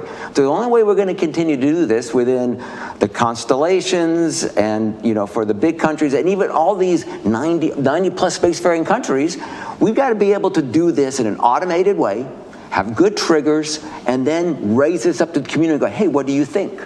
And so I think that's really important. So hiding in plain sight. The other thing hiding in plain sight, to answer your second question, space debris. Clayton stole my thunder about the rocket bodies, right? What I'll tell you is that, we can look at this great pie chart of what's going on in low Earth orbit, where there's 10,000 operational satellites. Oh, they're going to kill us. No, they're great. We have 10,000 fragments. They're not so good, right? They're going to kill you. And by the way, they have little brothers and sisters you can't see that can kill you. Okay, just to let you know. For every one of the fragments we can see, there are 10 of their little brothers and sisters you don't see that can kill you. Wow. But the long term, the big problem, these rocket bodies and on-operation payloads, there are regions in low Earth orbit. Just give you a specific, 975 kilometers.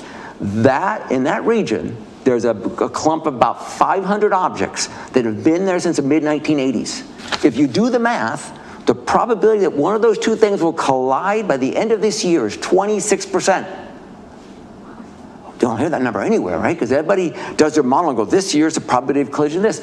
We are running a probability of collision experiment since the mid-1980s. We've got to treat parts of low Earth orbit as these long-term experiments.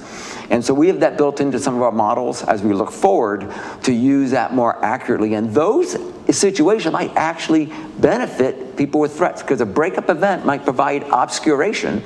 Smoke and obscurance in the battlefield, by the way, isn't to defeat, it's to slow down the outtempo of your adversary. Same thing with these breakup events in low Earth orbit. They'll be like obscurance, smoke and obscurance in the battlefield, in the space battlefield. They'll slow things down, they'll confuse, and they'll delay. That may be a benefit to some people. I'm not saying that it is, but we have to think about this scenario in our scenario planning. Yeah, absolutely. Mallory, I would love your thoughts here, and I'll integrate a good question from Victoria, who's still in our audience.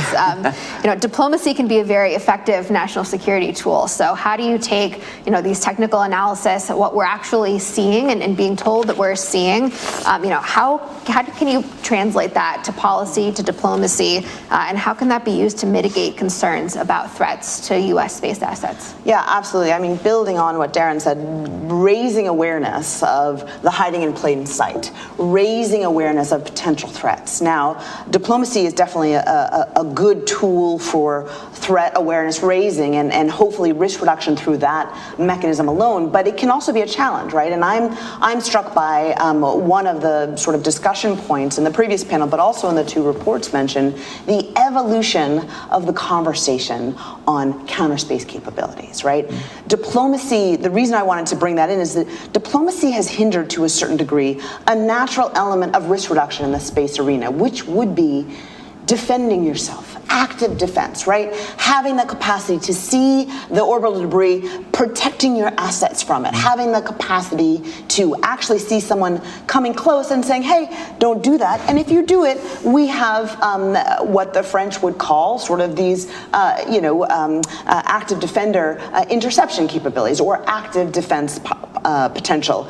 The diplomacy element has slowed down what has to be an element of risk reduction in space, which is how do we protect our assets, because we got wrapped around the axle on offense versus defense, right? In a space domain where anything can be offense or defense, depending on how it's utilized, we got obsessed with this term weaponization. And so as a result, we in the US, as a diplomat, I take responsibility for this as well. We didn't want to talk about weaponization. We didn't want to talk about the fact that any space asset could be used aggressively, so we tried to shy away from that. And rightly so, we talked about rules of responsible behavior. We talked about minimizing risk of miscalculation, misunderstanding, and unintentional escalation. Those are good things to discuss. But now we're coming to the point where the more we avoid a conversation about a capacity in space to defend ourselves, the more we sort of lose credibility in a world in which Russia and China, and especially Russia, are discussing a PPWT, this Prevention of a Placement of Weapons in Space, legally binding treaty, in the same sentence as they say, but if any commercial satellite operators or spacefaring nations are supporting the Ukraine defense, we will take them out, or they will be a legitimate target. Meaning that they're saying no space weapons, but we will use our space weapons to take out anyone who defies us. And I think the US now is realizing that we've hindered our ability to actively develop potential defensive capabilities because we're worried about this quote unquote weaponizing insult being applied to us. And I think what we saw at the Space Symposium, what we've seen in the recent discussions in Space Force and elsewhere, is a need to more realistically address risk reduction, including active defense capabilities, including counterspace capabilities. Threat awareness raising, absolutely. Space situational awareness, certainly. Rules of responsible behavior and regulations that can help prevent misunderstanding, miscalculation as well. But don't forget the fact that we need the capacity to protect our most important assets. Absolutely, thank you. And I want to pull on another thread that you briefly mentioned, which is commercial space. I know we talked a bit about it in the earlier panel as well. The U.S. Department of Defense and Space Force have released commercial integration strategies.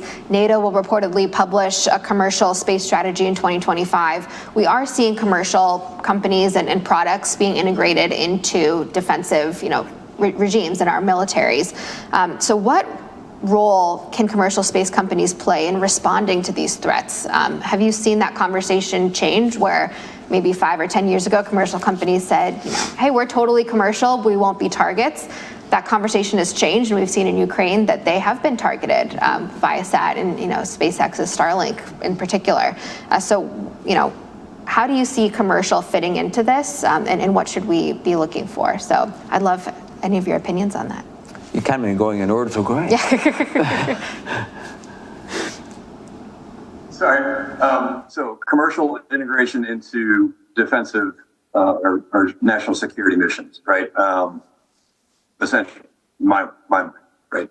There's immense capabilities that we unlock with the different constellations that are out there, and you've got imagery capabilities that are down to 30 centimeters in resolution. You've got upcoming video capabilities. You've got not pseudo, but you've got RF detection and geolocation capabilities. And why wouldn't you use that to assist in the defense of your nation or nation's interests, right?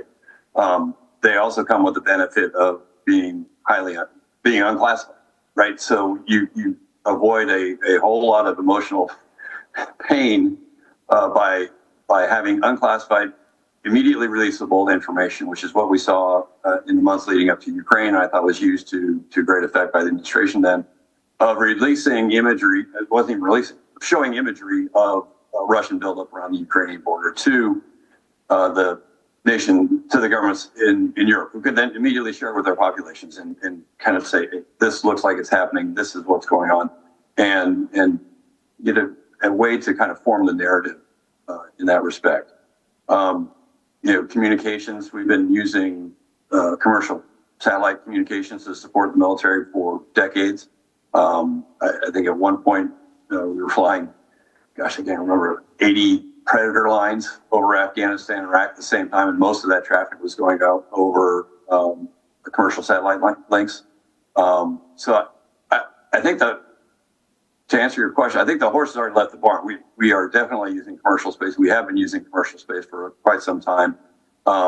We have the commercial integration cell to brief those different companies, different threat information, right? To help them protect themselves, because it ultimately helps with the defense of the nation. From my perspective, and the fact that Russia threatens to target these satellites, I don't think it's a surprise to anyone. Right? And it's kind of deferred to Mallory, but I think that's kind of on par for them to do so. It's one thing that they can't control. And with Starlink and the proliferated LEO constellations that are upcoming, they're proving to be very difficult to enact countermeasures to. Right? So it's even great high capacity, down throughput, and then also very difficult to target non-kinetically. So commercial space and national security, not a new thing, and I don't think it's going away anytime soon. And I think it's just growing as our space capabilities and companies like Deterrence and mine and other entities out there are developing capabilities on the commercial side that simply the government is not agile enough to do. I'll just say that at this point in time. And there's things that we can offer and drive capabilities far faster than government acquisition is usually able to handle. So my answer, I have a depressing statement and an uplifting statement. I'll start with depressing. Depressing is if you're in space and you think you're not going to be involved in space warfare in any way, then you're very naive. Unfortunately, it's a warfighting domain because people have said that they want to get access, they want to go through it. Unfortunately, most of the oceans and the land of the world are warfighting domains. So just be honest, okay? Now that's very depressing. The good news is, I think the more commercial gets involved, information is deterrence. When they know they can't do something because somebody else is going to see it, that's important. We saw that happening, I'm going to get the name wrong, but some of the protests in the Middle East with all the cell phones, right? When people are showing these cell phones, go, here's what's going on, it damped thing down. I think the same way with space, right? People like Leo Labs, people like Integrity Flash, people like Slingshot, people like X-ray Analytics going, I'm watching, we know what's going on. That does provide some deterrence. And so I think there's some good news there. But it's not just you can't, I'm not going to be involved in space. I'm going to be in space, but I'm going to be okay. You're not. Underground, you're not okay either.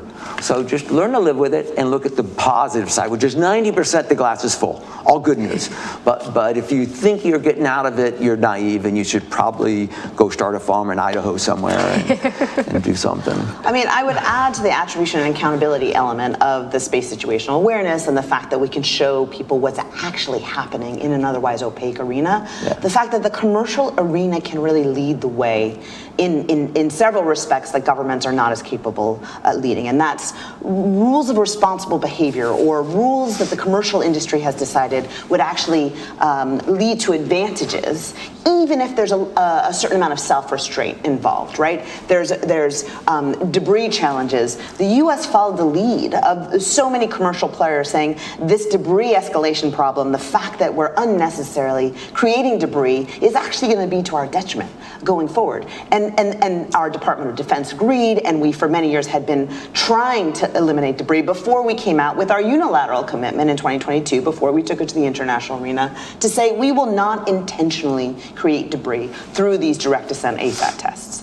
That's just one example. I think the commercial industry can come together and say there's numerous sort of activities that would be less helpful that the commercial industry had already learned. In fact, the insurance companies to the commercial industry can say, we would like these particular protections on your satellite development program, on your performance in space, because we think this is more sustainable for the space environment. Your satellite will last longer and not become one of those pieces of debris we discussed in the last panel. You will have more ability to protect any potential human life in space. Those kind of things we can learn from space and from commercial providers. The other element that I think is really important from the commercial participation in the space conversation is the interoperability, is the capacity to communicate outside of the classified arena, to develop overlapping, enhanced resilience through interacting and coordinating potentially, and collaborating on ideas, capacities, and even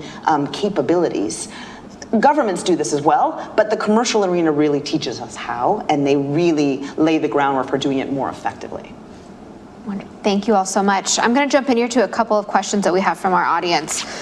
So this one is, I think, interesting. We're seeing reports of Russian satellites following U.S. government satellites, including a nesting doll satellite that releases an object. So what are you seeing in demonstrated capability? Are these counterspace weapons? And what are we learning about how Russia uses activities to signal to us? Should we take some of these activities and technology demonstrations as actions? Is there any correlation to political developments? I'll give you a real quick answer. I mean, obviously, one technology, active debris removal, requires you to rendezvous, match up, rotation, grapple, and move. That's a wonderful thing. I hope people start doing it. If it's going after an adversary satellite, that's really, really bad, right? So I believe that the core building blocks for potential use in a negative way are being seen. But those core technologies also are building blocks for good things happening. So it's really difficult to understand intent, right? So I think what we need to do is, I like to say, opinions aren't relevant to me when facts are available. And I think we need to continue to watch and see how the facts, how the things we see are traceable back to what they say they're doing. And I can understand right now, some of these behaviors do not appear to be helping towards active debris removal. And so I do believe some of these interactions really only have one application, but we can't put every single technology development into that bucket and sort of be everything the Chinese and Russians are doing are bad. We have to be careful about that. So I think we need to be balanced on that. Yeah. There are some interesting coincidences, though, right? So November 2021, Russia does its first direct descent to actual kinetic kill in low Earth orbit. So just 3 months prior to launching the invasion in Ukraine. Also, Russia, all nations control when they launch and where they launch their satellites into. And over the last couple of years, they've launched Cosmos 2558 and Cosmos 2576 with little information about what's on those satellites into a coplanar orbit with say, high-value assets from the United States, right? So that's something to be concerned with. They were coplanar. They weren't at the same they weren't at the same altitude. But that is, as Dr. McKnight knows, changing altitude is not a big deal. Changing inclination of ramp is quite another matter. So selecting that plane to put these suspicious satellites into was not by accident. And they continue to operate in that manner. I think 2576 may have done some plane change maneuvers, so it may not be coplanar any longer. But that was done on purpose. That is not accident, in my opinion. Yeah, no, absolutely. It was a deterrence, sort of exhibition from their perspective. And I think the risk equation has to be taken into account in space, just as it has to be taken into account on Earth. And we can ask the questions, highlight the behavior, hopefully provide a certain amount of stability by saying, we know you have this capacity. If your intent is to use it negatively, we will attribute it to you and we will hold you accountable. And that's really the key, is understanding how we can hold accountable potential nefarious behavior in space that is either inherently risky or intentionally escalatory. And that's where we struggle. Because do we want to escalate into an all-out war on Earth? Hopefully not, but yet this is where the balance has to be struck. And we've seen, again, the conversation and the coverage in the two reports discussed in the last panel about sort of interactions jamming below the level of potential escalatory activities. It's an interesting sort of evolution that we've become comfortable with a certain level of space interference, of jamming activities, right? That's fascinating. There's a certain line that we've been able to draw that hasn't been escalatory and has been utilized across the board by many different countries, and yet we can tell that there is a potential for escalation if these activities are utilized at the wrong moment, result in human catastrophe on Earth, or have some other element of nefarious intent. And so I think what we're hearing is we have to really carefully evaluate and understand what those capacities are to hopefully strike the balance to prevent escalation, but also to deter the bad actors that would otherwise go undetected. Yeah, that's a fascinating point that I think as we see GPS spoofing and jamming, some cyber capabilities, we keep raising that line and we haven't found what will make us cross it yet. And I think that's a fascinating conversation. Mallory, I'd like I think it's interesting as well, like all of the example we've been talking about in terms of things that are directly threatening or could be threatening to the United States, to U.S. assets or allied assets. It's all been Russian. I'm searching my memory banks here, and I don't recall anything that China has done to that was aimed at a non-Chinese asset. And I can't recall any. So Russia, I would say, is far more aggressive in this area than China. That's a great point, I think, and something that as we see China become so much more sophisticated in maneuvering and operating their satellites, I think that's an interesting point that Russia is still really pushing those boundaries as well, and is a big threat. So I'd like to kind of talk about space norms. So we have a question from Clayton here. Is there an opportunity for a space norms agreement between the U.S. and China that could look like, some of our agreements with the U.S. and Soviets, like an incident at sea agreement of 1972, or I know we have, long-term space agreements that got us through the Cold War. So these goals would be the goal would be to minimize the chances for unintended escalation due to misunderstandings between China and the U.S. in space.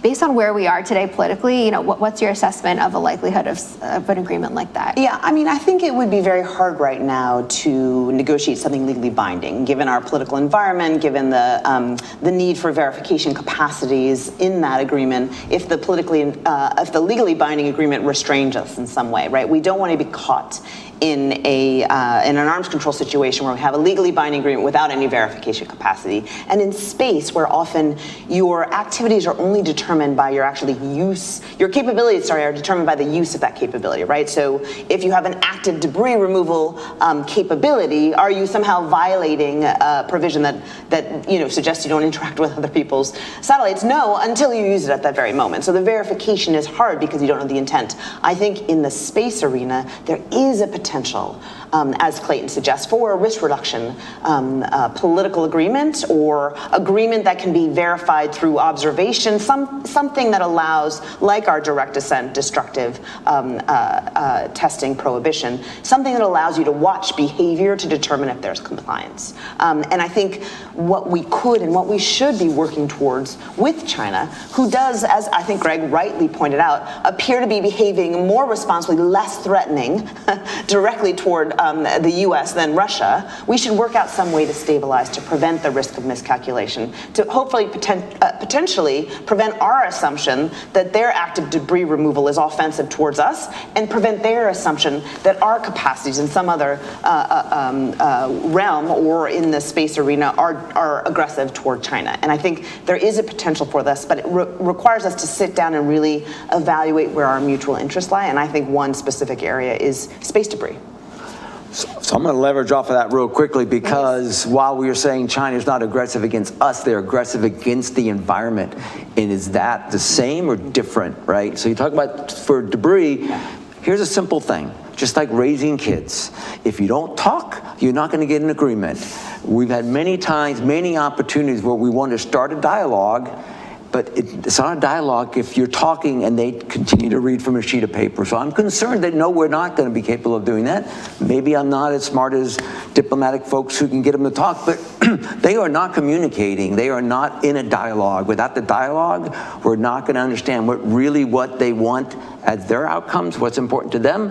And as a result, just like raising teenagers, you're not going to get to a final answer. You don't understand what really is driving them. I'm sorry, it's pretty simple. Yeah, and I know that too personally right now, but yes. But I also agree that we're not going to get to anything unless we start a conversation, and that's why the engagement is necessary. The conversation is a dialogue, exactly. not a monologue. There has to be back and forth. There has to be legitimate, credible engagement, and I think it's a matter of finding mutual interest. We were able to come together historically with significant adversaries and actually find mutual interest to get to constructive risk reduction. We should be able to do it with China. We have to get over the hump of some of the political, who comes to whom and the maneuvering in that arena. But I have to remain optimistic, and I don't think we should let China off the hook by not persistently trying to engage with them and pointing out to the world if they refuse to respond in a dialogue versus a one-way communication. Thank you. That's a great point. So as our time is wrapping up here, I want to ask one final audience question to each of you, and also give you an opportunity to say any final thoughts. So this is coming from Jenny Gleason, who's with the U.S. Space Force. What do you think is the responsibility of providing intelligence threat updates directly to commercial space launch and satellite companies? So in other words, maybe how important is that communication from government to commercial, and maybe vice versa, about these threats? I'll go ahead and get everybody's looking around. So I think we have to be very careful not to overstimulate the commercial with certain threats. Make sure that it's specific to them by a function of altitude or by a certain vulnerability. And so what I've seen, some early attempts to do this, well-intended. If there's a problem at a certain altitude and you're at 2,000, the problem's at 500 kilometers, maybe we don't need to hear about it. So I think it's going to be really hard to figure out how to filter that down. So I think absolutely there's a responsibility, but it needs to be done responsibly. Again, I like to always do analogies about neighborhoods and raising families, right? You don't say that DC is a bad place to walk around. You say, hey, this part of town has had some carjackings. You're very specific. And I think we have to do the same thing. We can't just go, every time there's a little hint, we throw everything out there. I think we have to be careful not to overstimulate. So it's very responsible to be directed. That's a great analogy. I like that. Sorry, Makena, you kind of broke up halfway through Taz's question there. I'm glad she's watching. Yes, what do you think the responsibility is of providing intelligence threat updates directly to commercial space launch and satellite operators? So, how is that communication between U.S. government intelligence and commercial companies, and maybe even their own intelligence, and making sure everyone's speaking the same language? So if it's unclassified, I don't know why you wouldn't, right? And I think there's more possible now because of companies that we've been talking about than ever before. To rival, I think, some of the information that's available on the classified side. So I don't see a harm in providing information to commercial companies that they may be able to make use of. It's not revealing sensitive sources and methods. Why not? I think the more that people are familiar with the domain, the more they're able to learn about the domain, the better off we'll all be. And I would just caveat, I completely agree with what you both said. I would just caveat that some of the challenges we experience in the U.S. governmental system is the taking for granted of services that have been provided for many years free of charge, right? And I think that's something that we now see very much actively discussed across the board in the political arenas. And I think in this context, the U.S. has been providing space situational awareness for many, many years, free of charge, to the operating community. And I think that's good. And I think that's a good thing. The challenge, though, is that we can't continue to do things without without some sort of advantage or recognition, or in a way that avoids being taken for granted. And I think that's where we have to think more creatively about how we can provide an important service. And I agree completely that it has to be targeted. And to Greg's point, it's something that why wouldn't we if we can, but we have to understand how to do it in a sustainable way that doesn't lead to frustration that we're taken for granted in our Good Samaritan status. Wonderful. Well, thank you all so much for joining me today. This has been a fantastic discussion, and I think we could go for another hour or two. But I'll let you get on with your weekends. But so I wanted to thank you, and I think something that really stood out to me is the conversation of transparency, and that is why we started this report 8 years ago with Secure World Foundation. Is we actually both had a conversation, what are you working on, and decided that giving that lens of transparency to this conversation, saying that this stuff is out there, we can talk about it, we can take the cloak off a bit, and have these conversations publicly was really important to both of us, and why we've been able to continue this. And that wouldn't be possible without the help of what you all are providing at Integrity and Leo Labs and other providers, being so open about your what you're seeing on the technology side, what these operations and behaviors mean, and you know, folks like you, Mallory, who are so able to kind of knock that wide open and you know, help us understand the importance of the transparency in finding diplomatic solutions and being comfortable talking to our friends and even our adversaries about finding that common ground. So thank you all for being so open with us today and helping us further this discussion. We really appreciate you taking the time. And thank you again to Victoria Samson and Laetitia, and thank you to my co-authors, Clayton Swope, Kari Bingen, and Kendra Lefebvre, and to our whole team here at CSIS. So thank you all and have a great weekend.